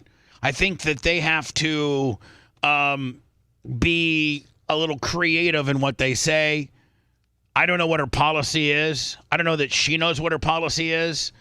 I know she likes to tell you what she, as a prosecuting attorney in San Francisco, and I think the attorney general of the entire state of California, I think she likes to tell you her track record on that. Yeah, she prosecuted people. And then she'll go on and tell you that the current administration, the current issue we have with the border is because this bill got shot. This bill, hold on, a bill that was just introduced about 3 or 4 months ago. Right. Now, let's not mind you the 3 years prior to this bill being introduced. Now, I don't care if this bill was going to stop immigration right there, close the border, not another person gets in. How about the 3 years prior? Nobody wants to talk about that. But that being said, I want to hear what she says. This guy's from Michigan, and Oprah asks him to stand, and he asks the vice president a question. You love saying hello, Madam Vice President. I do. I then have an article that was in front of Congress, I think yesterday or the day before, from a guy that actually got fired. He might have been running the border. He might have been one of the really, really high up guys. And he got fired, and he testified, I think, in front of Congress or the Senate the last couple of days. What's your question? It's an immigration question. My question for you is, when you become president, what would be your specific steps? Yeah, of course. What would be your specific steps to strengthening the border? Hold on. Specific steps. I think the guy's very clear. Yeah, very clear. So it's a wonderful and important question. My background was as a prosecutor, and I was also the elected attorney general for 2 terms of a border state. So this is not a theoretical issue for me. This is something I've actually worked on. And you know what? What you did in California may or may not have been great. That has no bearing on what has happened the last 3.5 years or what you're going to do moving forward. I could open up every conversation and say, you know what? I used to weigh 249 pounds and be in really, really good shape and look a lot better than I do now. Yeah. And before the Hogan sex tape, I wasn't regarded as a piece of shiz. And I had 17 syndicated radio stations, had my own airplane. You're a millionaire. It was great. But that has no bearing on what I'm doing moving forward. Nothing. Zero. Okay. I have prosecuted transnational criminal organizations for the trafficking of guns, drugs, and human beings. You have. I take very seriously the importance of having a secure border and ensuring the safety of the American people. Sadly, where we are now can be traced most recently back to the fact that when the United States Congress, members of the Congress, including some of the most conservative Republicans, came up with a border security bill. And here's what that border security bill would have done. It would have put 1,500 more border agents at the border. And let me tell you, those border agents are working around the clock. It would have just been about giving them some support and relief, which is probably why... That's what the bill that didn't make it through was supposed to do. But again, what about the 3 years that you and your boss solidly were in charge of the border? Border agents actually endorsed the bill. It would have allowed us to stem the flow of fentanyl.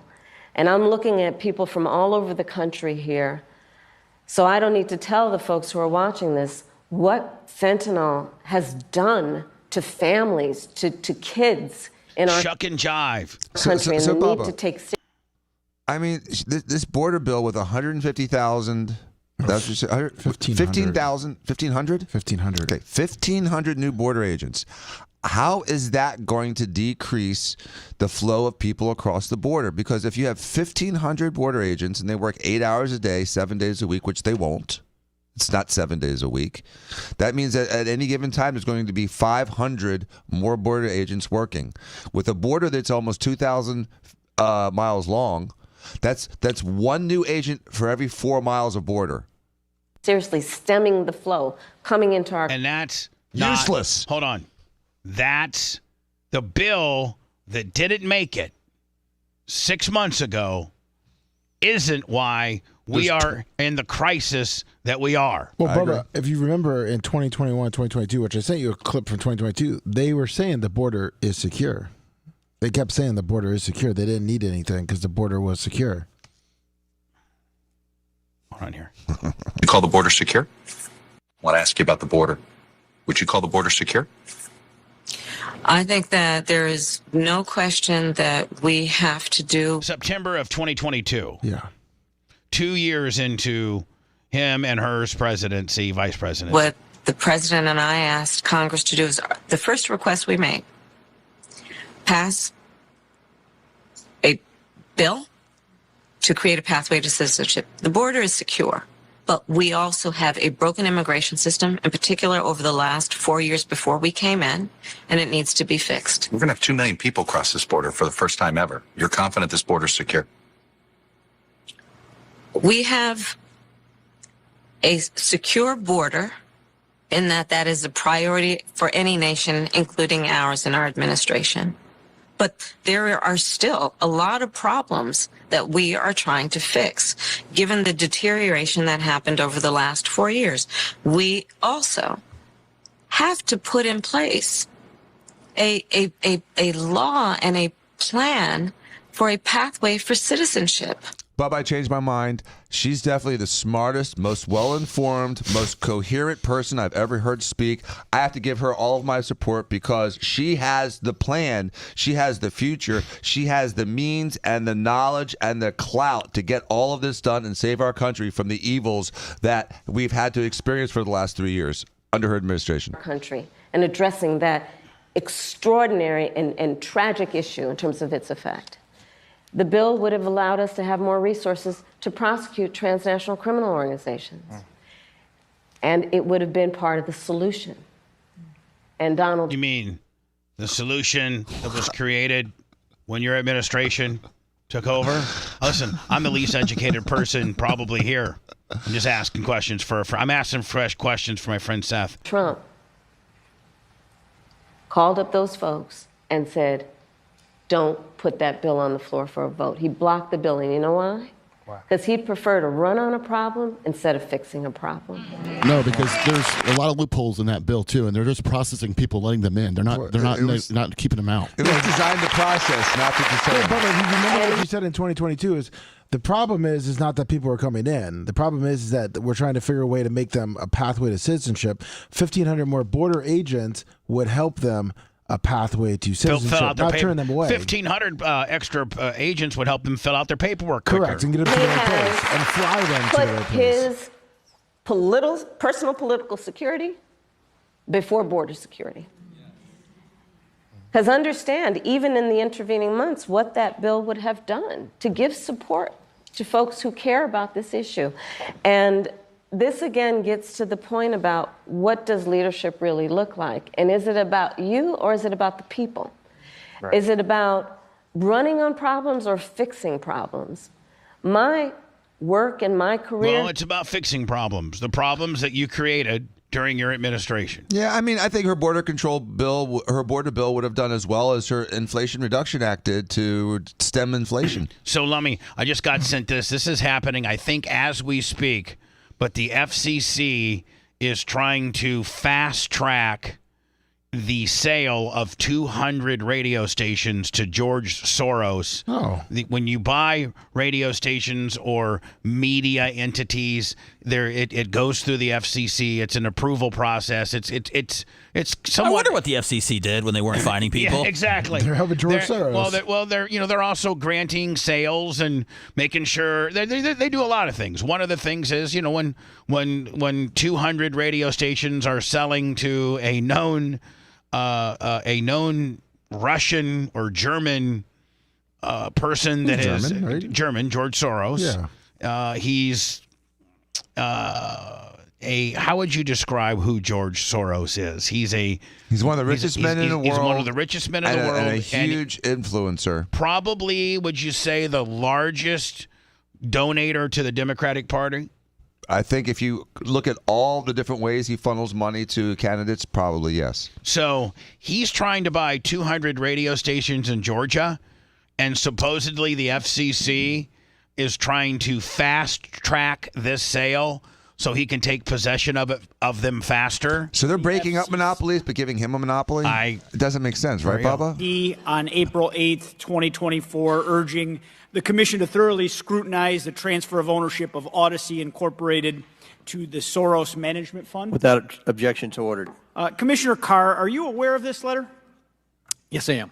Okay, and can you give me a status update on the proceedings as they relate to the transfer of ownership of Odyssey Inc. to the Soros Fund Management Company? Yeah, as you've indicated, there's a transaction where a Soros-backed group would take ownership of over 200 radio stations across 40 different markets after the FCC originally indicating that transaction could be reviewed and approved at the Bureau level without a commission vote.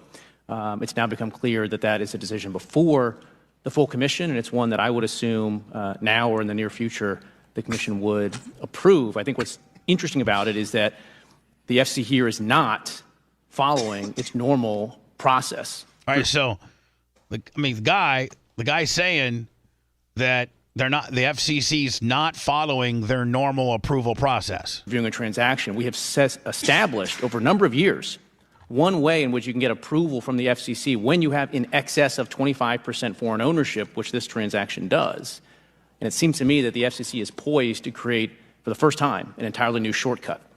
Yeah, thank you. As you pointed out here and previously, these proceedings for transfer of... And by the way, the FCC is controlled by the party that's in power. Yes. Meaning they work at the leisure of the president. The president appoints all FCC stuff. So what's the deal here? Is that Soros is going to buy these radio stations and then turn them all into left-leaning? Yeah. No, I mean, he can buy the radio stations and turn them into anything. What they're trying to fight here is that it's a foreign company is trying to buy more than 25%. Yeah, ownership. they have a 25% ownership rule thing, Seth, where a form of media in the United States cannot have more than 24.9% ownership foreignly. So it has to be, American media has to be at least 75% controlled by an American corporation. And they're trying to throw that out because these 200 radio stations are going to be solely owned by foreign ownership. Is that what they're trying to throw out here, Lemmy? Yes. Ownership have been expedited. What exactly? And I think, Seth, that owned foreignly means they are afraid that a foreign country or a foreign person with less than American views can put any type of programming they want on their 200 radio stations, and it could be very anti-American. I mean, what if more anti-American can we get? What if the jihad or ISIS were allowed to own 200 radio stations? And I mean, not just 200 little AMs. I'm talking about full-blown 100,000 watt, 1,800 feet FMs. They said 40 markets. And he did take over. I think he bought 18 primarily conservative Hispanic radio stations from Univision earlier. Makes this case so deserving of an expedited proceeding so far, from what you could tell? There is nothing about this transaction that is out of the ordinary. It's the type of thing that we see all the time, and the FCC has a process for this. The full commission itself has never signed off on a shortcut like this. What we usually do is we require people to file a petition with us. We bring in national security agencies. They can review the foreign ownership. It's probably no big deal here, but we review that foreign ownership, and then we vote. Here, they're trying to do something that's never been done before at the commission level. Yeah, I must say, Commissioner, I'm extremely alarmed at what's happening with this transaction. This is very unprecedented. Looking at the facts, it seems that the administration is giving a left-wing billionaire who is a major donor, a close ally, one of the chief funders of all of their efforts and their dark money, a free pass to take control of hundreds of local radio stations, flooding the airwaves with leftist propaganda, and I think it's blatant. What would a normal proceeding look like, Commissioner, here for the transfer of ownership in this nature? All right. So he's asking a commissioner of the FCC to give us how it normally goes down, right? If you followed the process that the FCC adopted back in 2016, there'd be a petition for declaratory ruling. We'd bring in national security agencies. They would review the excessive foreign ownership that's involved here. They would figure out if there's any issues. Again, probably not, but we don't know yet. We haven't reviewed it. That could take 3 to 4 to 5 to 6 months. Why are you putting the probably nots in there? You need to look at this thing thoroughly. Don't frame it with a probably not. It needs to be looked at thoroughly, like every other buddy. Then the full commission would step in and decide up or down on the merits of the transaction. It looks like we got the cart before the horse this time. It certainly appears that way. From my perspective, local radio and local media are the lifeline of communities like those in my district, much of small-town America, and they offer a diversity of ideas and viewpoints that aren't available elsewhere. And it's that diversity of ideas that the left, including partisan, very activist billionaires like George Soros, like to stifle. And they like to silence. And I'm deeply disturbed that this administration has fast-tracked a process to hand over these stations to one of their most loyal funders. And make no mistake, they know exactly what they're doing, and they welcome the result. And at this point, I will yield. Oh, wow. Radio stations are not really a great investment right now. No, they're the worst. You realize that he's not doing this to make money. No. He's doing it because radio's in trouble. Odyssey is filed bankruptcy. They're getting ready to maybe file their second bankruptcy. They can't get anybody to buy them. And he probably paid way more than anybody else. I mean, Seth's been in radio as long as I have. There's not a lot of radio stations that are selling, and the only ones that are selling are because, like 97X and the one in Orlando is because another corporation bought them, a hedge fund corporation bought them, which they're wishing they didn't do now, and they had one too many radio stations in the market, so they had to spin. So you get some spin-offs here and there, but you don't have the 200 radio station amounts being sold in today's environment at all. What if Soros heard your show and goes, "Oh my God, I got to get this guy back on the radio. I'm going to buy 200 stations and then make him on top again." And then he would come to me and say, "Listen, you have to make sure that you're about as left as you can possibly be. So Brian needs to be on every day." Yeah. You think you'd have to change a little bit, but It's gone. Hey, you know what? I'm a hired gun.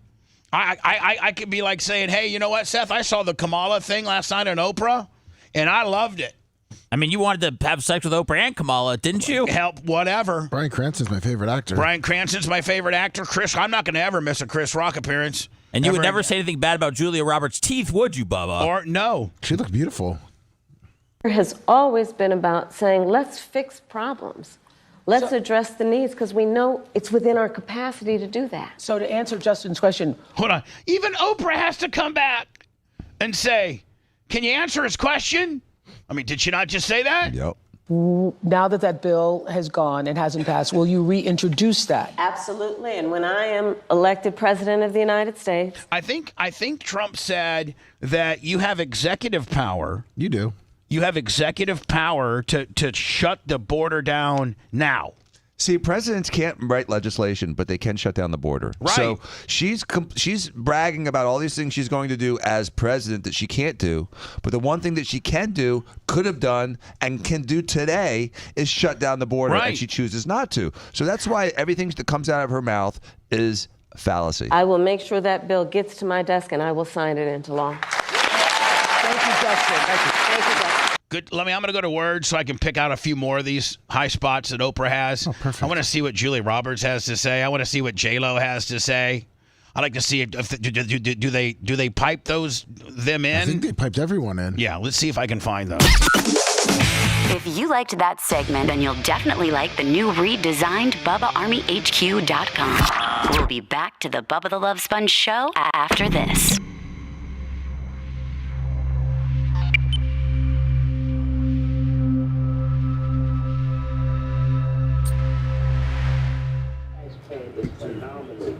Well, Rachel and Garrett are joining us on Zoom. That's some people can't believe. Your sister and brother-in-law moved in, and you hope She didn't get some of it. This generation and so many home ownership. And I don't know if that's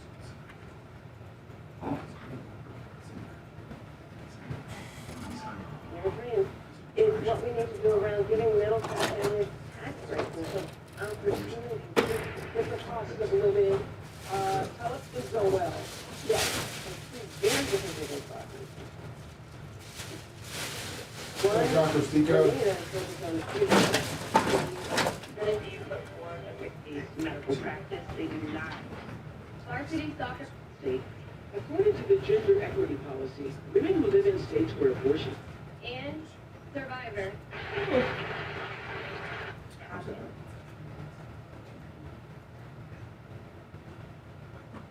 A strict abortion ban had recent breeding grounds. Something that you needed to know. You have to hear me. Women around the world, people around the world, quote, been presented. It's very disheartening.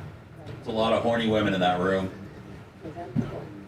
That's sort of like how we. and I'm one of them. So is she on the door before you actually decide to give her help? Okay. Hey, Oh, she's cute. I love that. That's a big takeaway. Because we all feeling really good right now. What up, Hoss? What really matters is what are we going to do and what are we going to do. Thank you so much, Star. I see somebody else on the screen. Julia Roberts. Hi, Julia. Hey. Hey. Two. What's that time? It's crazy up. Hi, Oprah. How you doing? I got It is stunning. the school is recognized. We're going to school. We had to drag our issue. We were shocked. Has in the clothes were separate very much from how different job. I have to discuss school. What's that's not in school budget. No matter what. I think that to suggest, Wow. just raise your hand. Look, my opponent, when we You want What's up, Thoroughman? Roommate or a grandparent about why you're so excited to vote for Vice President Harris? you can call up 7 days. 27 days, yes. This has been a Meryl Streep, hello. You and I. Hi, Meryl Streep. Man, I would have given my speech at the beginning and then just logged off. Yeah, imagine if you had to sit there and fucking sit through hour 30. What's Meryl Streep's hourly rate? I mean, right? I mean, I'm sure she's an $18 million film bitch. You know, yeah, like, this is $100,000 at least. For yeah. your vote does action that. I want to be like Bryan Cranston and Chris Rock. I want to be first segmented out. I know they're gone. What up, Steve? If you Joe Temple, who want the best for yourself and you want the best for other people. Gun violence, freedom, that's what we're fighting for. Thank you. Thank you. Vice President. And I want to say, Wow. thank you, Madam Vice President. What up, LM? Thank you, Joe Taker.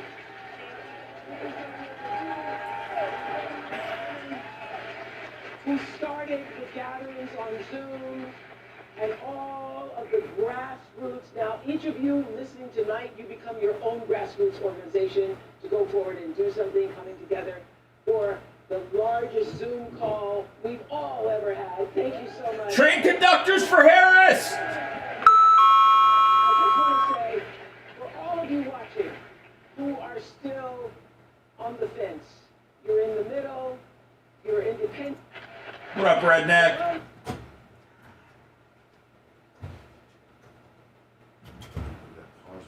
I hope so, Mike. There's some sites that I really should not be going to anymore. Oh, really?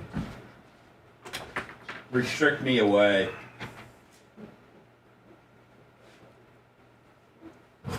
Shut me down. Through the years, you know how many of those FBI things have popped up where the FBI is monitoring you? They're going to come to your house right now when you're on a bad site.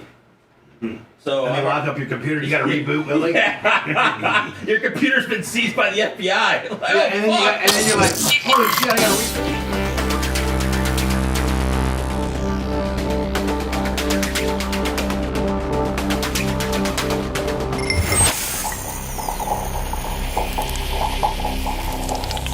The Bubba the Love Sponge Show, listener supported via PayPal, Venmo, and Cash App. All at the Bubba Army. Now returns.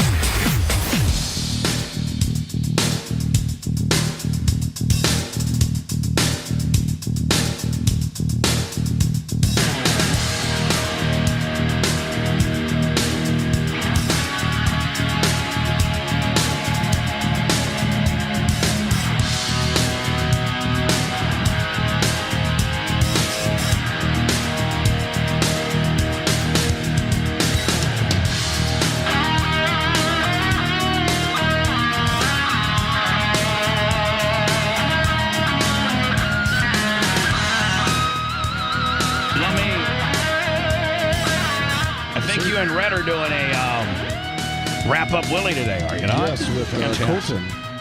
I might try to watch it on my way up to Ocala. Sweet. I got somebody who's been holding on for a long time. Thank you for holding on a long time, my friend. We got a lot going on. What's going on? Hey, Bubba, this is Jeff, the one you spoke to a few weeks ago, the U.S. Customs guy. Yes. How you doing, bud? Good. I just want to, I'm listening to you guys talk about the border issue, and I just want to just give you an idea of what they're doing. When they say 1,500 new border agents, what they're talking about is bringing in bodies to process more people, and that's all they're doing. And I hope Dr. Dan would agree with me, because they need to have these bodies to process these people because they're coming in such mass ways that there's no way the staffing they have can keep up with it. Nor could the extra 1,500 they're bringing in. I think that Dan did. And if they would have brought in the 1,500, Bubba, it wasn't going to help one bit. I think Dan had stated that these 1,500 were not guys with AR-15s protecting broken, parts of the fence and stuff like that. That these were people that were paper pushers, and we're going to process those that are already trying to get in. And it really is just a really small drop in the bucket in the overall scheme of things. And at the end of the day, it's a bill that also had a lot of pork on it. And didn't make sense to sign, and it's a bill that can't unwind the last 3 years of it literally being. I mean, we might as well have had a completely open border for the last 3 years. Well, Bubba, you and I came in. You and I are about the same age. I'm a little older than you are, but I came into the government during the first amnesty program in the '80s, and this is exactly what they did then. They brought in basic, like Dr. Dan said, paper pushers, to push these people through the system as fast as humanly possible and get them into the country.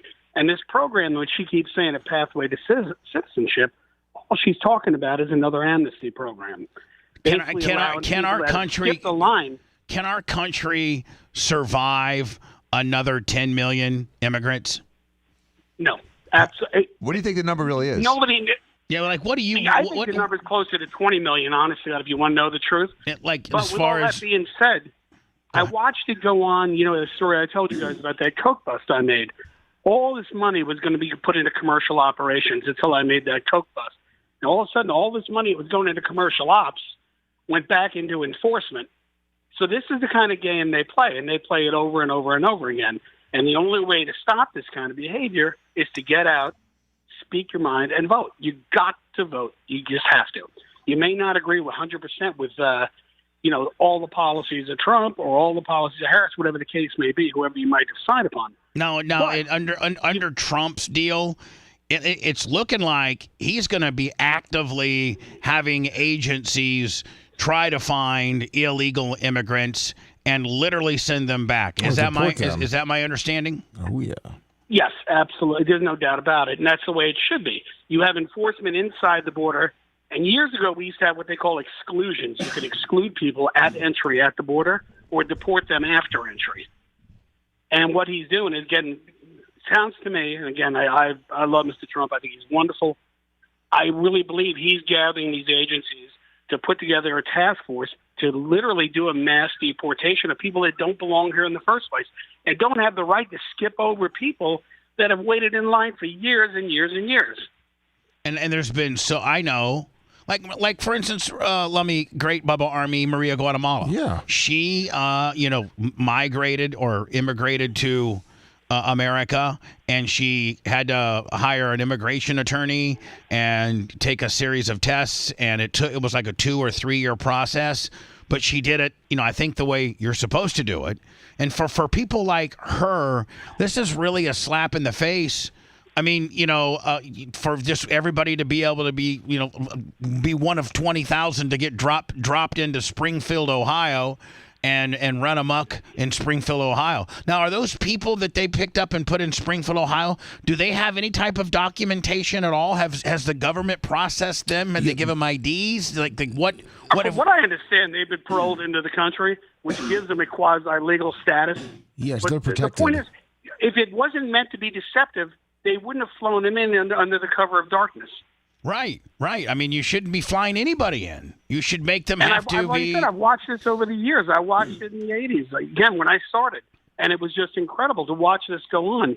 All you needed was somebody with a card from Catholic Social Services, and they could be an illegal border crosser. They may have a legal border crossing card, but they could have an established residency in the United States, and you had to sit there and process them because they qualified for amnesty. So let's say utterly ridiculous. Let's say Harris wins, which could very well happen.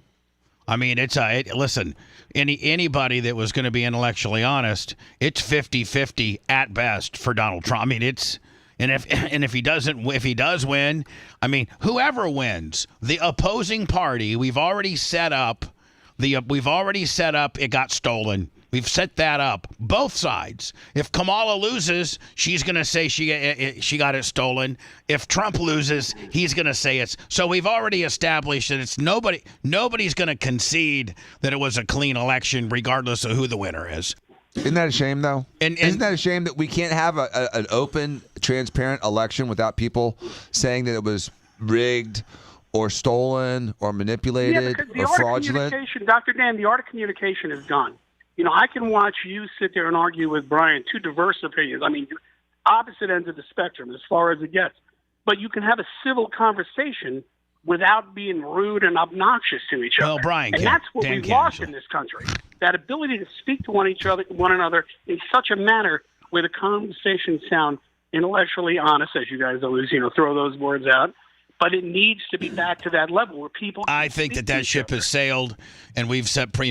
So anyway, back to my original question. So, if Kamala wins, President Harris, and listen, it could very well happen. I mean, it looks like now we did the what was it called? The electoral college votes. We did. There's this map that we have, and we did, and it looks like it's coming all down to Pennsylvania. Like it's coming down to Pennsylvania. So let's say she wins Pennsylvania, she wins the presidency, and realistically, I'm going to think that her border policies will probably be the same that they've been for the last however many years. because that's and so let's say the number's 20 million. You said that you think the number could very well be 20 million. There's been 20 million people enter into our country legally and illegally. I don't know. No, I'm saying illegally. You're saying legally. I'm saying illegally. All right, 20 million illegally. How many have entered? Give me your all-in number with illegal and legal. But legal doesn't matter because they're doing it the right way. We're talking about illegal. No, legal. Hold on, legal does matter. It's an extra body in our country that we have to be, that we're inevitably responsible for. So, we probably are getting a little off track here in the fact that illegal versus legal, but just give me a total number of just total people that were not born here, do not reside here, and in the last 3.5 years now are in America, regardless. I said 20 to 25 million. And so I don't know if it's almost a tenth of the country. Bubba. I don't know if our country can take another 25 million people sucking down the system, clogging up the roadways, doing stuff that, if you're not documented and not legal, banging our women, eating our cats, eating our food. I don't know if our infrastructure as a country can take that, 25 more million people coming into our country. No, you're absolutely right. You're absolutely right. Let me rephrase what I was saying earlier. I don't think any one person is bigger than the power of this country. But when you overwhelm the system to such an extent, like it's going on right now, this can bring down a country. You're going to bring it down economically. You're going to bring it down morally. You're going to bring it down socially in ways we've never seen. Yeah, we don't even have a precedent to be able to say, remember back most things that happen, we can kind of have some type of historical precedence where we can when we did that happened. But we don't have this template of letting 50 million people into our country and what effect that does to our infrastructure and our country. We don't have that template of that's what's going to happen. All we can do is just guess, and by a lot of very important people's opinions, economists, lawyers, congressmen, senators, border patrol guys like you, it could potentially collapse our country. The additional 100%. The additional 25 million we put in on top of the 25 million that are here. It's not good for the average American who is here legally, who was born here, who's a real American, who's got a real job, who pays real taxes, and is trying to live the American dream. It certainly waters that down tremendously, does it not? Well, if you listen to Janet Yellen yesterday, I don't know whether any of you heard that or not, but she was actually saying if Trump did a mass deportation, he would damage our economics in this country, and he would actually cause inflation to rise, which then, it goes to your point. Why are they letting these people in? Well, if you base it on what Janet Yellen said, we're doing it to basically reduce inflation. And again, you're welcome to hear it. I think I heard it on Fox, or I might have heard it on the radio yesterday. But the point, when you let illegal aliens to this extent into this country, and they're going to get their fake Social Security cards, they're going to get their fake IDs, and then they start whacking the system, let me say it better. It's very hard for anybody to get a job without a fake Social Security card unless you're working that far under the table. And eventually these Social Security numbers are going to pop up, and it's going to be yours, Dan's, Lummy's, Seth, mine, and we'll get whacked because of their misdeeds and their horrible behavior. And then, because can you imagine? Fake IDs, and Bubba, I used to get them by the hundreds. Can you imagine the nightmare that an average American who has their Social Security card ripped off, or their identity or Social Security card taken, and then the amount of bull crap you have? I'm sure you're going to have to go down to the Social Security office, and I'm sure you're going to have. Then they've been working under your card, and then you're going to get maybe a W-2 or something. Yep. It's just going to absolutely be the biggest pain in the ass ever.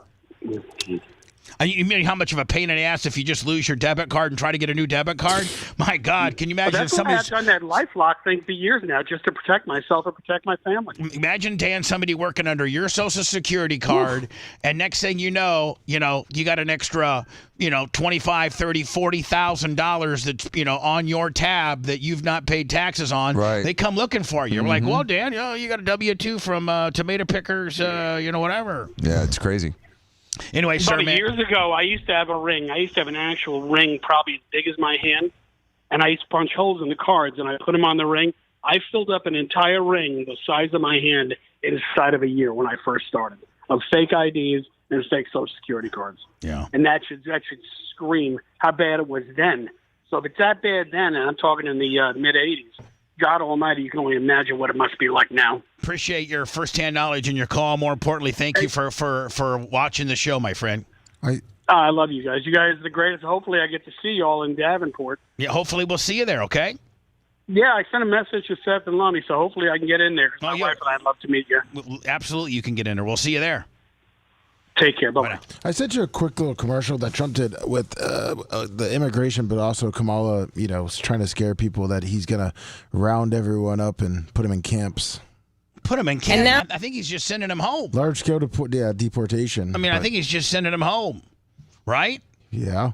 Which I think the average person might be for. And now they have pledged to carry out the largest deportation, a mass deportation in American history. Imagine what that would look like and what that would be. Police report as many as 75% of the people they've arrested in Midtown Manhattan for assault, robbery, and domestic violence are illegal migrants. Police have tracked down a killer whose crimes span the country. Rachel Marin was dragged from a hiking trail in Maryland where she was raped and murdered. Police say Brandon Ortiz Vite used a handgun he bought illegally to shoot Ruby Garcia multiple times on Friday. The prime suspect charged in Laken Riley's murder was 26-year-old Jose Antonio Ibarra. He illegally entered the United States back in 2022. A Texas grand jury indicted Rafael Govea Romero. He's accused of attacking 16-year-old Lisbeth Medina by repeatedly hitting her head and stabbing her. I say he was an illegal alien. He was an illegal immigrant. He was an illegal migrant.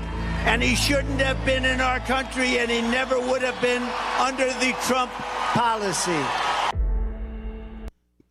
Well, but they're saying there's going to be camps in Julia Roberts says, I got it all figured out. I got Pretty Woman and Aaron Brockovich and just all these great movies that I've made. And I also am going to tell you who to vote for president. And Julia is a very smart woman, so at least you should probably listen to her. Yo, I love that. That's a big crush. takeaway because we're all feeling really good right now. But what really matters is what are we going to do? Absolutely. What are we going to do? Thank you so much, Star. I see somebody else on the screen, Julia Roberts. Hi, Julia. Hi. Hi. I heard you were so excited you wanted to be here tonight. Why? Well, first of all, Oprah, thank you for hosting this because I guess if I started a voting club, it would be conversationalists for Kamala. Yes. Because to talk, to listen, to be heard, to have this back and forth is so unique in this campaign. She needs to lose the goggles, man. For real. She's goggles. She's a couple things. She used to be so Beautiful. pretty. She still is. Wonderful Kamala Harris, who I've had the good fortune of knowing. And I am a mother of 2 kids. This is their first chance to vote in an election. And I couldn't be more excited for them to have the legacy to say that their first vote they ever cast for president was for you. I have just chills saying that out loud. Are you all going to the polls together? Are you organizing a party? Are the Motors having a poll party? What's happening? I wish we were all going together. In fact, they are in college, so we will be separated on the great day, but in spirit united always for what we believe in and what we I feel like it's interesting. We talk so much about being. I feel like I'm looking at WWE Next. When they NXT when they were in Orlando, remember Seth, and they had all the the fans were Americans united for something, but this has become such a global representation of our country and what we stand for, and I get to travel internationally a lot, and I want people to say, "Oh, you're American." And not, how's it going going over there? Yes. So I want to get back to that space. Exactly. Thank you, Julia. Exactly. We've had 4 years for this. Thank you. Yeah, we've had 3.5 years for you to say, yeah, I'm from America. And they're going to be like, you mean where eggs are $9? Yeah. Yeah, that's it. And your president's a zombie? You mean where your ticket to get here was $12,500? Yeah. Hey, there's Tracy Ellis Ross coming up there. Tracy, we should now listen. I just like to hear all these celebrities' takes. And Lummy, they never get to J-Lo, and they never get It was probably good because she's in a lot of pictures with Diddy that have been resurfacing. Right. Yeah, they're afraid of her. Everybody should have a voting party. I think it should be at your house because you have great parties, girl. I just want to say hi, hello, Madam Vice. I just feel like it's a big bitch fest. Like, show me one You real mean like man. they're bitching or they're bitches? No, they're just all a bunch of gossiping bitches. Tell you, Chris Rock. President, it's just And Ben Stiller. Yeah, don't forget they're big honor. monsters. I actually have guys. never met you, which is crazy. And hi, Oprah.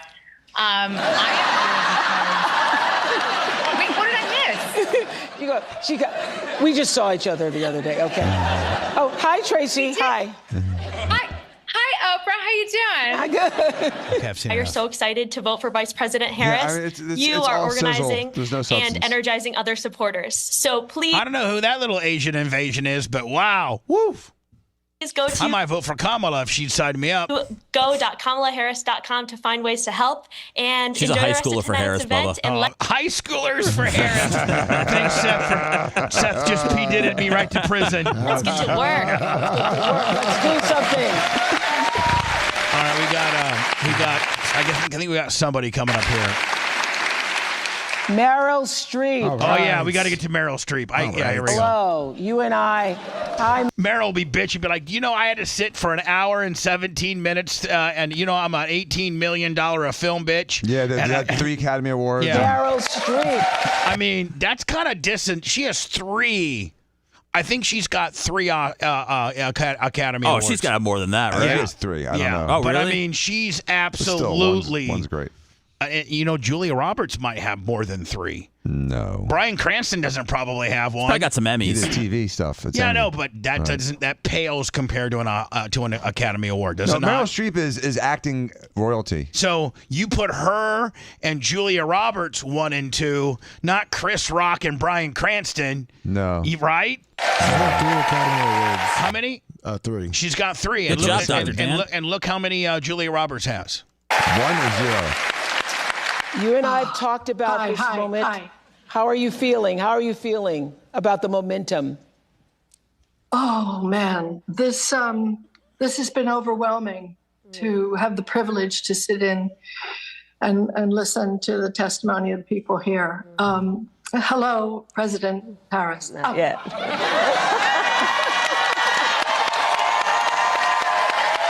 Joe Biden's still alive. Yeah, Joe just like Elvis shot the TV. 47 days. 47 days, yes. I'm glad you got it rung in, honey. From my mouth to God's ear. And hello, Oprah. I think the word of the day has been preventable. Preventable. Hold on. Let's not. Can't anybody intellectually wrap your head around all this stuff that you're saying is wrong and that we should have prevented, and the immigration that we shouldn't have allowed, and the economy that we're currently living in, and everything that's a problem? You have been in power during all of this happening. Yes. I mean, Can't somebody just so very calmly look at it in that manner? Julia Roberts has won. She has one? One win. All of this. I guarantee you Ben Stiller has 0, and I don't know that Chris Rock has any, and I don't know that Bryan Cranston has any. So you got 4 Academy Awards between the two guests that you bury at the hour and 18-minute mark, right? The surround of hatred and... Listen, I don't necessarily agree with Meryl Streep and or Julia Roberts, but they are Hollywood royalty. Absolutely. And venom and toxicity and encouraging some segment of Americans to hate other segment of Americans. It's just crazy. And nobody wants it. This is, you know what this is? This is the softening of America. Nobody wants to really, really have to hear the truth. We want to just be soft and don't, let's not have any venom, or let's not, you know what? We're so effed that sometimes you got to come in like a bull in a china shop to fix things. You know what? In football, when you're down 47-0, you don't keep running the ball. You pass and you make them long, and you're trying to get. You're not doing. You just want to keep the clock running at that point, yeah. though. Well, you're not. Yeah, but you're not doing 22 dives. You're doing straight skinny posts. All four receivers go. Yeah. Run as fast as you can. I'm going to try to throw it to you. We're done. That's right. We're done with it. Done with it. We're in the midst of it.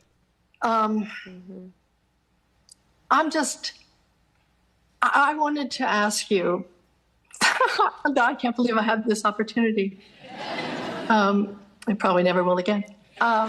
Stick to reading scripts, kid. I have a little Stick to Devil Wears Prada. You were great in that. downer moment. Anne Hathaway looks so beautiful in that movie. Yeah, she oh sure my did. God. She was beautiful. Actually, she's still beautiful. I saw a picture of her. I think she is pretty. I always liked Anne Hathaway. I think you're going to win. I was never a big Meryl Streep fan. Yeah. But what happens when you win and he doesn't accept it? Well, he didn't have to accept it. He's not in the White House. Hillary Clinton still hasn't accepted her loss in 2016. But here's the deal. It doesn't matter if he accepts it or not. Possession's no longer in play. He doesn't have to vacate the White House. He doesn't have to accept the election. The congressional, the Congress has to accept the election. Yeah, That's the only one who has to accept it is Congress. Congress chose to accept it. Ever, even in the midst of the January 6th deal, not accept the Electoral College recommendation. It's never been done. It never will be done. Donald Trump doesn't have a dog in the whether he could be as mad as a hornet. I'm telling you right now, they took it from me. They did. I was winning in Pennsylvania when I went to bed. Now all of a sudden I get beat. I'm not accepting. I'm not conceding. I'm going to full-blown investigate. That's great. Do all that, Donald. But guess what? Kamala's getting sworn in the middle of January. I'm telling you that. Yep. It doesn't. Him not accepting it doesn't matter. And he didn't accept it in 2020, and he still walked his ass out of that White House and gave it up to her. He didn't accept it. He was fighting. He was actively fighting it, and he still quietly and without any hint of protest walked quietly out of the White House. There was a peaceful transition of power. But he left a Cleveland Steve. Whatever. He left it up. He left a couple upper deckers. But he was actively fighting the election results and still quietly and peacefully and without any physical conflict walked out of the White House and gave it to Joe Biden. So this fear-mongering, I wish somebody would just step in and said, Meryl, with all due respects, and 3 Emmys running deep, 3 Oscars running deep, it doesn't matter whether he accepts it or not. He's a non-factor. Yeah. He doesn't have to move out of the White House. Right. Joe's going to accept it. Well, he might not. He's the one. He's more mad than anybody. John Morgan. The John Morgan. Didn't Seth yesterday, he said this Joe was forced out. Oh, yeah. He said that. He's a Joe guy. And he's a Joe guy. And John Morgan said Joe was forced out. And he's mad about it. He's the one that has to vacate the White House. He's the one that has to transfer of power. Donald Trump has 0 dogs in that fight. He can raise all the hell he wants to. It doesn't matter. I got to go to words, Lummy. And plus, man, we got way so much. Like, I think I've lost every ounce of testosterone this show ever had. But Oprah did come back for a wrap up. And so I'm going to do the Oprah wrap up. And then I'm going to have a guy testifying in front of a congressional hearing, I think, who might have been the head of the border who got fired. Yes. I got that, too. If you want a deep dive into the Bubba the Love Sponge show from the past, go to BubbaArmyHQ.com. We'll be back after these words.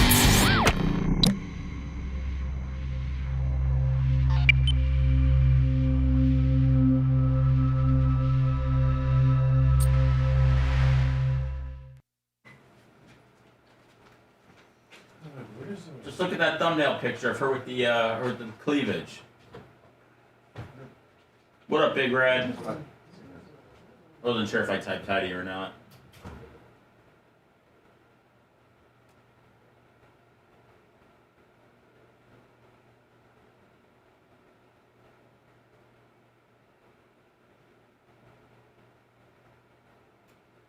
What about when they painted those dogs to look like pandas? That's a real issue. China. Sneaky bastards.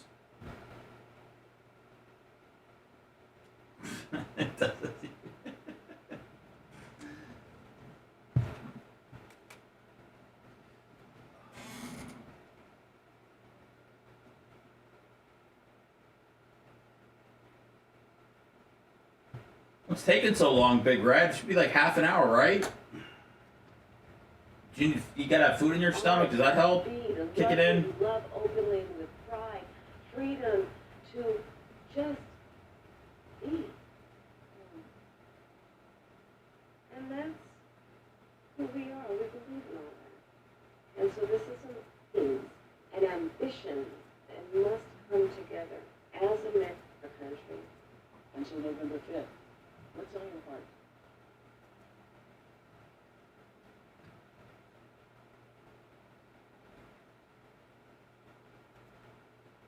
Say that particularly those people who are still undecided or maybe indifferent or on the fence still.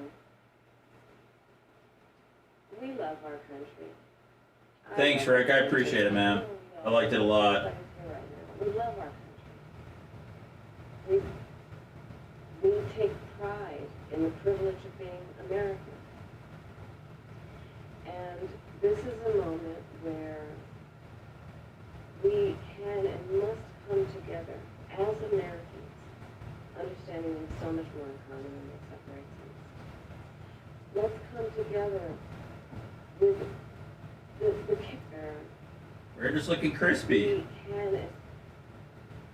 What up, Johnny? Particularly those people who are cleansers of this election. Thank you, Samurai. You too. Directly win because we know what we're fighting. Yeah, Rio was great. Because we know what we stand for. Thank you, Meryl. You're the man, Hockey Farmer. Thank you. So, thank you, Meryl. What is on your heart to say? Look at him right there. Probably Oprah. Yeah? Yeah, probably Oprah right now. She's got nice skin. Drop a load right in her. I guess. I mean, Seth said he drop a load in O. I've thought about it. We're right on the tits. Drop a load in O. Say it. Drop a load in O. What up, Blake? What up, Captain? Because you got to probably Kamala's got some some hangers. Yeah. And Oprah's probably all tight. Yeah, she's probably got them like just. Yeah. Oprah's probably had vag. She probably has a plastic surgeon right there at the house. Oh yeah. She has a doctor, Dan. She's got she's probably has a fucking office, a plastic surgery center right there in her fucking.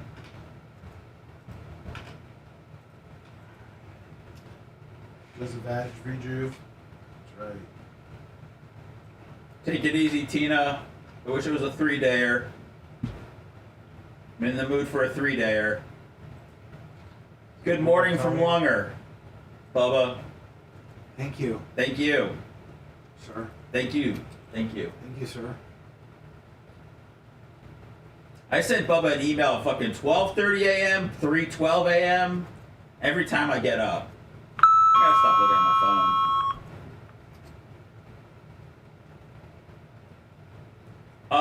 Yeah, we got. I got to talk to Bubba about putting the podcast up on YouTube, as far as video stuff goes. We got to figure out a couple of things with that. Well, they always get demonetized. Well, so it's better just to fucking forward them to where they're going, and use it as a forwarder and not an aggregator, because they don't do anything with regards to. They always get demonetized. Which we make money on the actual audio portion of it. So. Right. So just probably be easier to.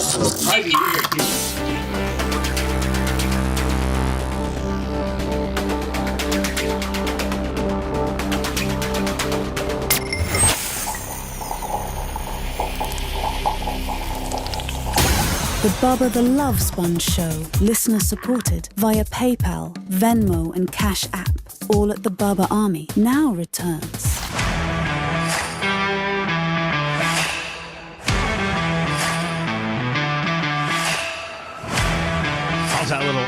How's that little fan that we got from Fish on the J? You've not bitched about the temperature one time today, Seth. No, I'm extremely comfortable between this fan and me rubbing my crotch over my sweatshorts. Like, I'm having a great day. Oh, I didn't know about that. Yeah, oh yeah. Yeah. I got an Ice Spice video of her twerking pulled up over here when it gets when we get into, and just kind of get it tug, maybe a little tug, little tug. Sometimes I zone out, especially when Jen Epstein gets on camera. Well, yeah, I try to keep it to, people whose phone number I don't have, so I like to watch Ice Spice. She came out at Sexy Red's concert the other night and twerked. Oh, she did? Oh, yeah. All right. So, Lummi, I wanted to close out the Oprah deal. It was our click for today. I wanted to cover it every which way. I got all the celebrities and their opinions. You've made people sick, Bubba. Yeah, well, you gotta show both sides of the fence, right? I mean, we have to show what they're slinging, what they're saying. We know what Trump's slinging and saying, and this was a very big thing. And Dan is going to have a rough day. He was super pissed off watching this. So this is kind of the closer, if you will. Oprah kind of sets up Kamala to give her big closing Johnny Rah Rah, I'm your person speech. And so I'd like for you to hear that, whether you agree with it or not. Doesn't matter. I want to cover it in a newsworthy type deal so that you know what. I think it's just absolutely absurd. Did you even know this was happening last night? No, nor did I. No, I like watching reruns of Weeds before I'd watch right, this. Yeah, I know. Well, it was football night. That's why I'm like, yeah. I don't know how many. I'm already passed out by football. Well, they did that. The guys were watching football and the women were watching Unite for America. Right, here we go. To say that particularly those people who are still. So Oprah's saying, what's in your heart? What's in your heart, and particularly for those that are on the fence about who they're voting for? So Oprah gets her all shined up, ready to go. Undecided, or maybe indifferent, or on the fence still. And I feel, and I'm just going to let you know I've watched it, but I just feel like she's just a constant spew of history and Johnny Rah Rah with no policies or procedures or how to get things done. She just wants to just a real feel good, like almost it's a participation trophy speech. Do you think maybe that might be what takes to win? Well, do you think maybe she just, and I know this is an important part of the gig, but do you think maybe she just really is not great at public speaking and she can't get out? I'm not making excuses, but she can't fully articulate what she's trying to say? No. I don't think that's the point at all. I think that they don't want her to drill down and get into the specifics. I think the party to wants, be like elusive. Yes, I think the party wants her to be a little just vague and wishy-washy and Johnny Rah Rah, and that, because you can't really throw anything bad at you. Can't really say she's full of shiz when she just doesn't really tell you anything of substance. And you can't be against her if you don't. Yeah. So here you go. This This is what. So I want you to. So when you are on a huge stage, Oprah Winfrey, one of the biggest movers and shakers, organized a huge, really neat event with stars and just it was a great idea, and it's a great thing. This is a great thing for Vice President Harris. It was absolutely great. Here's her big closing speech, and when I've watched it already. Afterwards, I'm like, I just feel like it was a big cheerleading session. We love our country. I love our country. I know we all do. That's why everybody's here right now. We love our country. You know what? I'm not voting for you, and I love our country. I think that's what they do. They just make it so that it encompasses everybody. So you can't be mad at her. You're like, oh yeah, okay, I love our country. It's Mamala. We take pride. It is Mamala. Smother me with your bosom. The privilege of being American. And I think she might. Does she drink a lot? Yes. Particularly those people who are still. Because if you look at her, she looks drunk. That's what they say too. She looks drunk. Honest to God. Undecided. There you go. We take pride in the privilege of being American. Yeah, right there, that little close the eyes, snap back. She lost her. Yeah. And this is a moment where we can and must come together as Americans, understanding we have so much more in common than what separates us. I feel like she's talking to Sammy's class. Well, we need a calm presence right now. I know. Let's come together with the character that we are so proud of about who we are, which is we are an optimistic people. Wouldn't it be so cool, Lummy, if one of those people on those screens that are zoomed in, all of a sudden starts taking all their clothes off and tweaking their nipples, or the girl that flashed for Trump, the OnlyFans girl. Oh, yeah. We are an optimistic people. Americans, by character, are people who have dreams and ambitions and aspirations. And guess what? We can't obtain any of those based on a few things that you and your partner have set forth.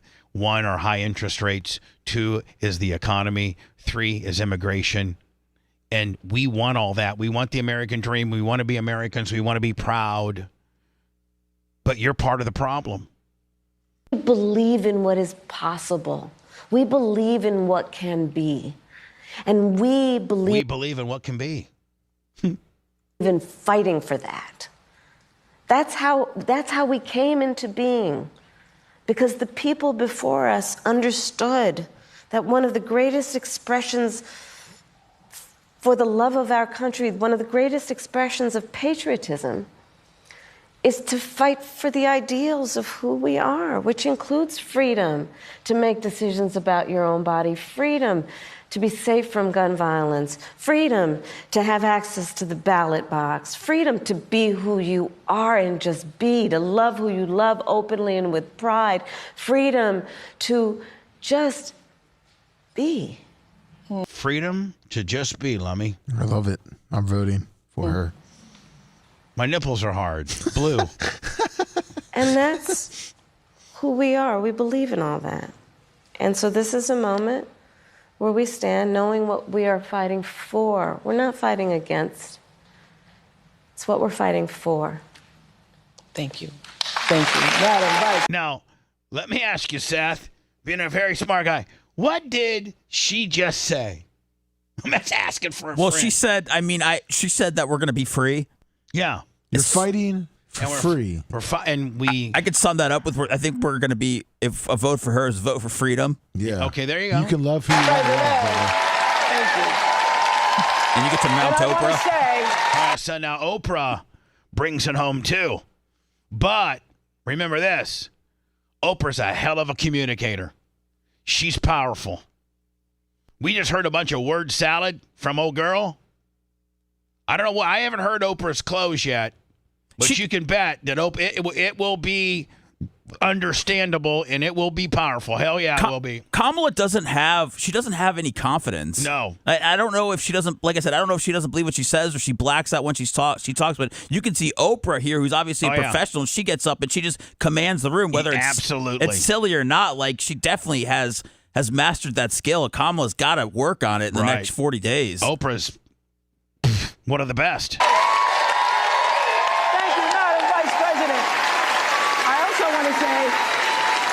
Thank you, Joe Taker. Hey, listen, man. I love Oprah. I have a lot of respect for her. This is, me not necessarily caring for Kamala Harris has no bearing on my affection for Oprah. What do you think she donates to the campaign? Oh, tens of millions. That much? Oh, yeah. Wow. As she should. It's her party. Tens she of believes millions? It. Yes, absolutely. Jeez. Who started the gatherings on Zoom and all of the grassroots. Now, each of you listening tonight, you become your own grassroots organization. I met her one time in Chicago. Oh yeah. It was in an elevator, and it was just high, because she worked at the ABC building when I was at WLS FM. Go forward and do something, coming together for the large. Now, there was 5 bodyguards in there. Oh really? Oh yeah. Just Zoom. How'd you get in with 5 bodyguards? I was because were you jammed up against the wall? No, listen. I was getting off when she was. I was getting off the elevator when she was getting on. Oh, okay. And I went, Oprah, and she went, hello. Oh, well, you said you were on an elevator with her, so I thought. Well, I mean, I was. You pretty much walked by her. Technically. Okay. All ever had. Thank you so much. I just want to say, for all of you watching who are still on the fence, you're in the middle, you're independent as I am, or whether you're just Oprah, you're not independent. Come on. Still don't know what you're going to do. This is the moment for all decent people, all caring people who want the best for yourself and you want the best for other people. This is the moment for people who are tired of all of the bickering and all of the name calling, people who are exhausted by the craziness and the made up stories and the conspiracies. This is the moment. You want to get on with your life because you know. See, Oprah knows how to bring home the message. She's bringing it home. That's why she's talking last. That's right. But I'm just saying, Seth, back to your point, you're saying that old girl can talk. It's Hope and Change 2.0. Know that we can do better and that we deserve better. You know this. I know you know this. I know you feel this. I know this is what you're saying amongst yourselves. It's in all the conversations that we're having, that you're having. And we're better than this. We're better. We're better. And we want to create a world where our children will be safe in school again. And as my friend and mentor Maya Angelou always said, when you know better, you got to do better. Thank you. So let's do better and vote for Kamala Harris. But that's a mega name drop with Maya Angelou. Big time. Again, old girl, Oprah, one of the best ever to get behind a microphone. Jason Chandler, $125. Here you go, Lummy. This. I find this very interesting. Ex-Border Patrol sector chief was blocked from releasing info on illegal immigration, and I think he got fired. Saw groups of hundreds and thousands coming into the United States and turning themselves in. These numbers pulled 80, 90, sometimes 100% of the agents on duty away from the border.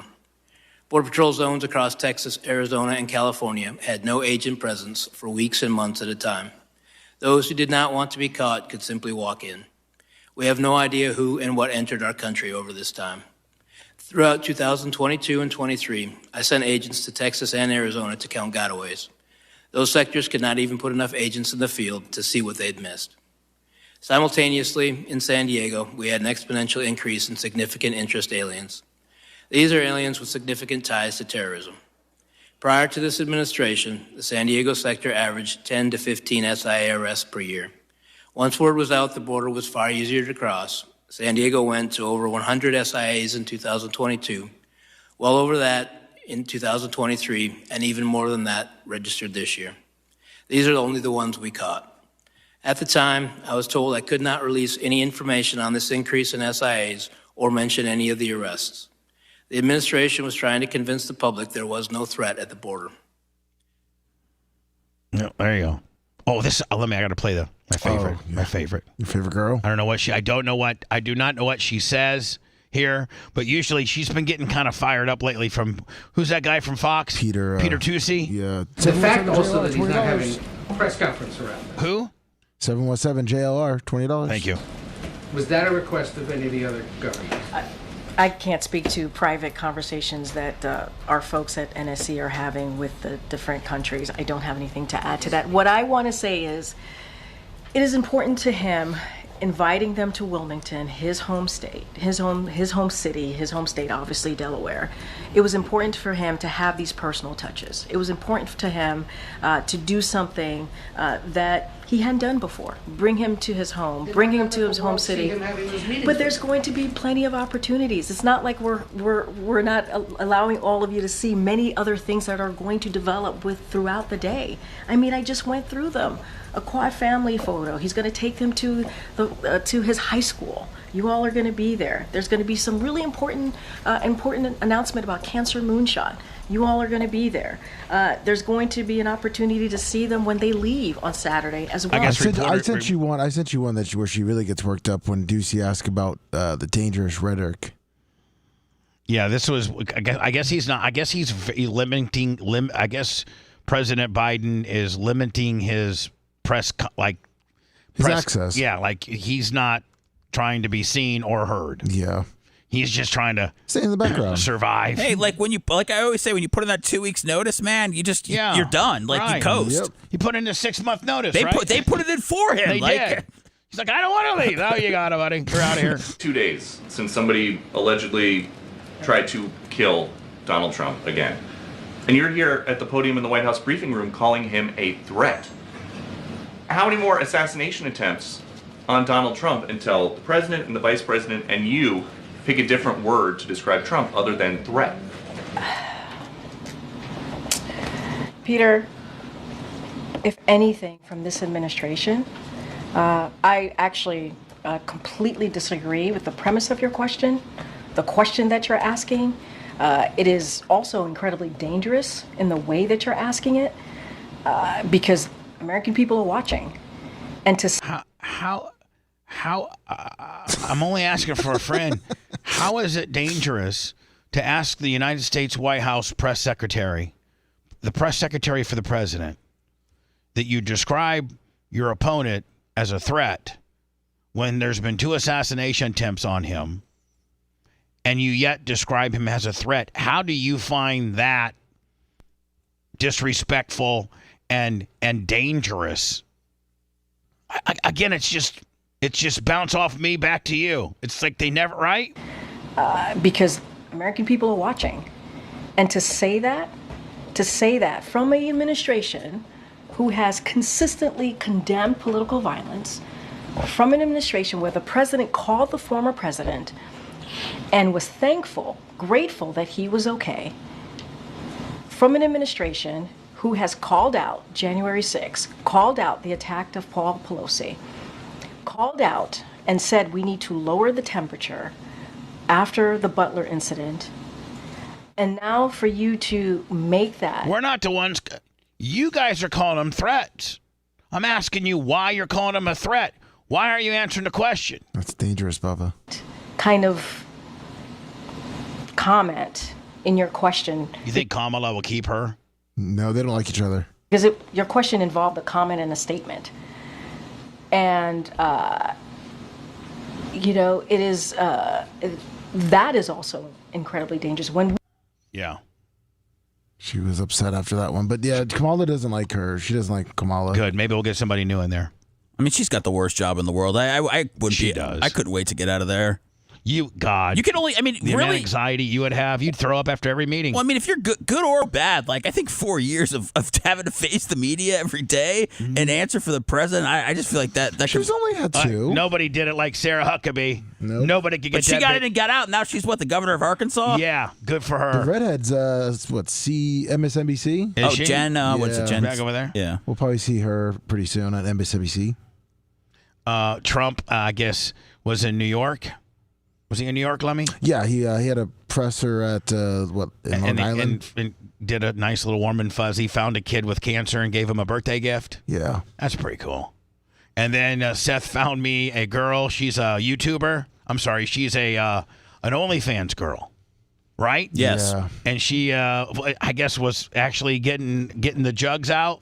Yeah, there's something called the portal, Bubba, where they have in like big cities where it's like, in New York could, look exactly into Dublin, and then Dublin's looking exactly into New York. So she went up to the portal and flashed them, and that's kind of when she got her name on the map. And now she's 20,000 people that have no hands. Okay, who wants to leave their money? Did they show it up on the big screen? No. 20,000 people Nobody really have no turned. hands. What's that? I mean, nobody really turned around. She starts screaming, and that's when people start turning around. Okay, who wants to leave their money to their kids? And she's still got him out. I will tell you, man, that's a pretty big crowd. Is this a different angle? Yeah. Do I have any hands? 20,000 people that have no hands. Okay, who wants to leave their money to their... There's the portal. Oh, so you can stand in front of this big screen and you can look at London and London can look at you. Yeah. And so she goes right in front of the portal and and puts them on the glass. Yeah. Nice.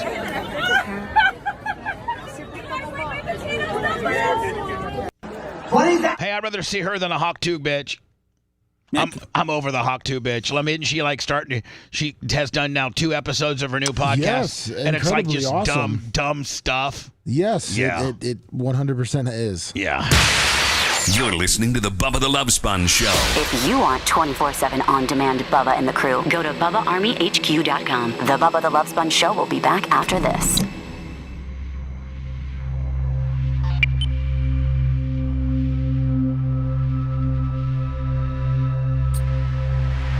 Who's her guest? Oh shit! Who's the? She had a comedian that had her own show. Howard Bigelow. Black hair. No. It's all right. It doesn't matter. I'm sure she was nice. She has her own podcast. I'd rather watch the Angel Reese podcast. She said she's single. I think she's hot as fuck. The Angel Reese one I watched, that was horrible too. I told you that is. The new one? Have you watched the new one? There's a second one? Yeah. No.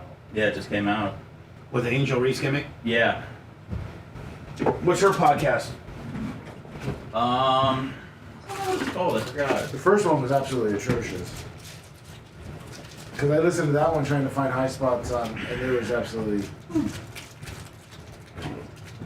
What is the fucking name?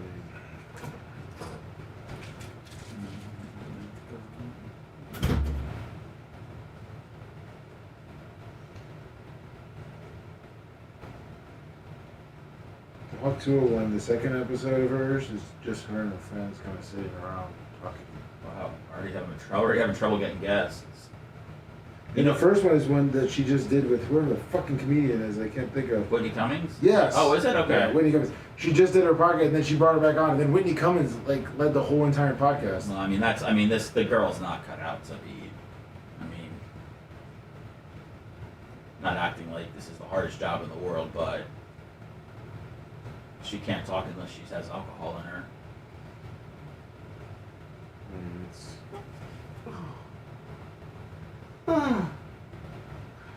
It's about like her family coming out and talking to Oh girl. God, who fucking cares? You should check it out then. I sent it to Bubba. I'm like, either Bubba's really, really over her, or he'll tune into it just to see that she has a podcast. I can't imagine. I think that the listens from the first episode to the second episode are probably down 70%. Seems like everyone now just. Here, this is some of her. This is.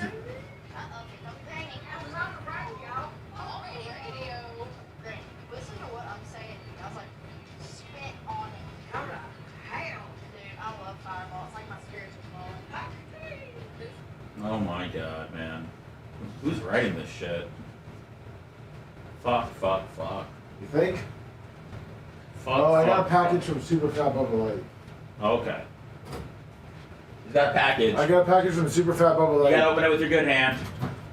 Yeah. One hand. Okay, we'll do that. We'll do that next, okay?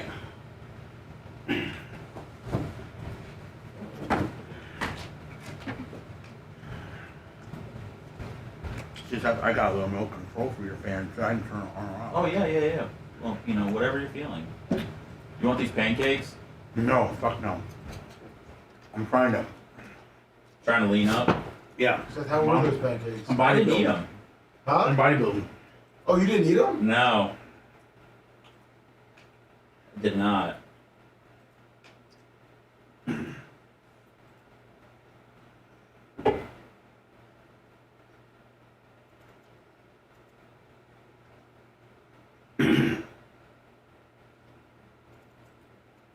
Same price, 109, 56 months.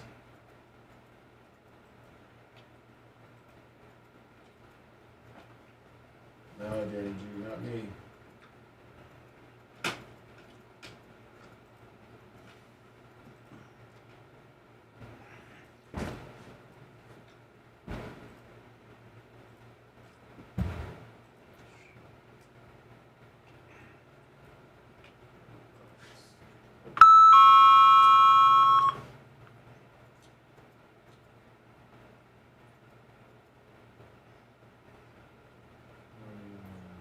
What's up, Captain Hawkeye? Thank you.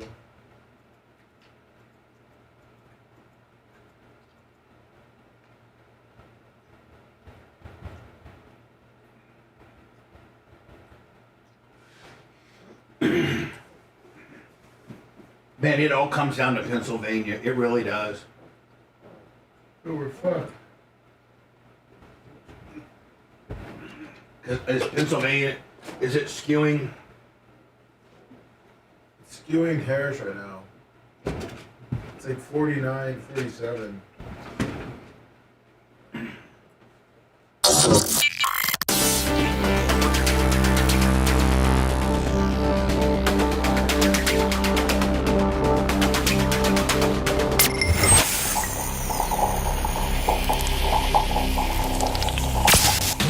The Orlando Content House Shindig. It's going to be a bunch of dudes doing stuff dudes do. Happening November 15th and 16th. If you want to come see this freak show, email us orlando@bubbaarmyhq.com. Let the crew know if you want to be registered for Friday Night Fight Night. orlando@bubbaarmyhq.com. The BTLS show now returns. Man, I'm telling you, Lummy, I'm looking at this electoral college map that Brian gave me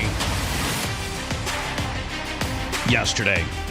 And it even if you go Arizona blue, Nevada blue, Georgia red, Michigan red, Wisconsin, Minnesota blue, North Carolina red, you can see it all comes down to Pennsylvania. Oh, it boy. all comes down to Pennsylvania. Amish country. So, but if you go like this and you take Nevada red, Arizona red, which is what they're saying right now, then it doesn't. Well, no, but then you go Michigan blue because that's what they're kind of saying. That look. No matter what combination you put in, it comes down to Pennsylvania. God. Should we just skip voting then? Yeah, let's not even vote. That way, Seth, we can't get in trouble for it. Be like, guess what? I didn't vote for either one of them. It's like, right? Only Pennsylvania matters. How can anybody get mad at you if you're like, listen, I didn't vote for either one of them? People get mad if you don't vote. Yeah. And then people get mad if you don't vote for who they want you to vote for. But like, you know what? I voted for amendment. I have voted for the two things that abortions and pot. That's all I cared about. I'm like, okay. Let me here's Trump. I guess this poor little kid. Hey, Lummy, who's this little hottie back here? Yeah. I'm supposed to be in the United States, but that doesn't matter. Because I got you the best president you'll ever have. This is the best president you'll ever have. How are you, Bob? It's a tremendous president, the best one you ever had, even though you're going through chemo. It's really bad as a kid. Yeah, he has brain cancer. Poor kid. Rare brain cancer. What's that? It's rare, too. Okay, honey, this is yours. And in there is What was the president? real good stuff. I don't know. Okay? So beautiful. See? They don't show him opening it. They just show him looking at a picture of Donald Trump signed. We're going to have that picture of our life, okay? You and I. Is he going to come out and watch me? Of course. I left the stage in order to come and say hello to him. What did he say? He said, I left the stage in order. He said, is he going to come see me? And she goes, of course. He goes, because I left the stage to come say hi. Yeah. So make sure you bring him back, little whippersnapper to the right. I want to be able to say that I'm helping a kid with brain cancer. Okay, honey? So beautiful. So you take care of mom and dad?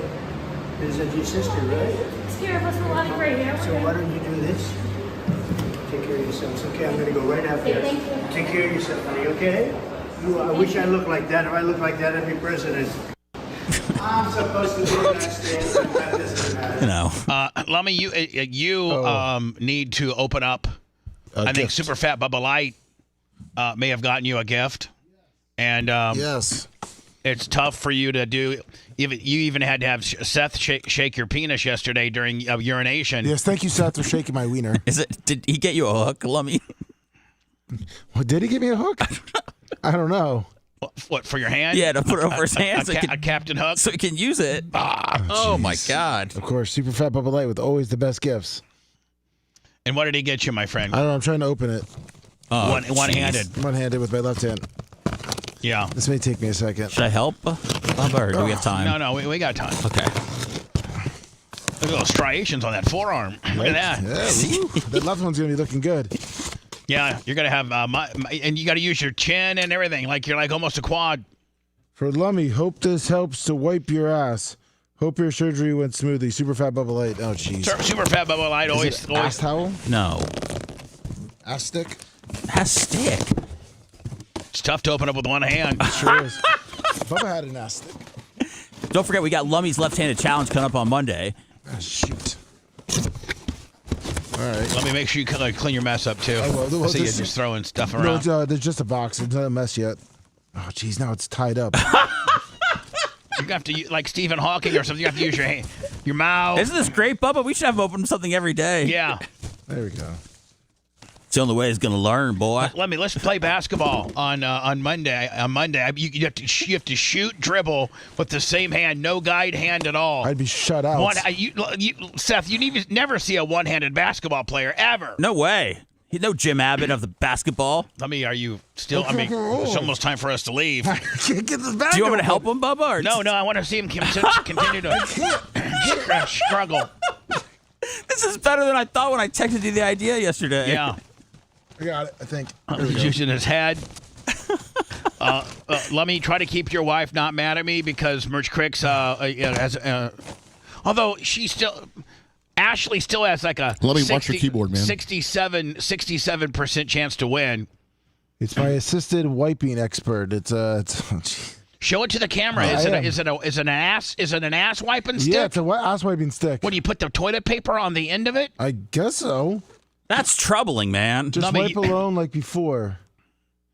Well, I mean, is it bona fidely an ass wiping stick? It looks like it. What does it say? What's the description on the box? What? Assisted wiping expert. Oh boy. And does it have instructions like take?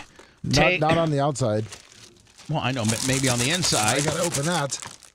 By the way, Lummy had surgery on his right hand. He's only operable with one hand, and so everything involves open it up, using your mouth to tear open the packaging. Yes, it looks like you put the toilet paper on the little stick that kind of looks like an apparatus. You put a stick in your butt? It kind of looks like Is it a pegging deal? Like a spatula, like an ass spatula. Yeah, it does, and then you just wipe back and forth. Holy, that is beyond Seth, troubling. Do you want one of these? No, what do you got? I got two. I don't know if Seth ever needs assistance wiping his ass. Do you He may want need one, Bubba? assistance. No, Well, now I'm worried about losing use of my right hand, Bubba. I mean, all of a sudden you see an ass stick, you start to really question everything. I don't think you get the ass stick until said hand has been hurt. You know what I'm saying? Then then you can order one real fast. Well, there you go, Lummy. Thank you, Super Fat Bubba Light. People, he's got one for work and one for home. Lummy, I'm going to try to go live from the track this weekend. I'll text you when I'm done with the goats. All right. The Rhett, Colton, Lummy Weekend Review show will be next. Appreciate ya. Thanks for letting me finish. You've been listening to the Bubba the Love Sponge Show, starring me, Bubba the Love Sponge, co-host and show historian, Lummy. I'm just straight for the slate markings. Number 2, take 2. Seth Kushner describes his what he does here at the BRN and action. Seth Money is zesty co-host and president of podcasting. That's it? So that's how you want it? Do I need more? Good evening. Co-host Dr. Dan Diaco, Esquire of Council. Co-host J. Diaco, Esquire, the Spitting Cobra of Council. Rhett, the Filthy Ginger video editor. Yeah, back here wiring up. It's Mini Macho. The BRN agent, Thomas Buttoned Up B. Now, time for the legal disclaimer. Exactly. The Bubba the Love Sponge Show is intended solely for the enjoyment of our listening audience. Any rebroadcast, retransmission, or other use of this show without express written consent of the Bubba Radio Network is prohibited. We must dissuade him of this delusion. Until next time, always remember. I'll repeat hello. I'm back.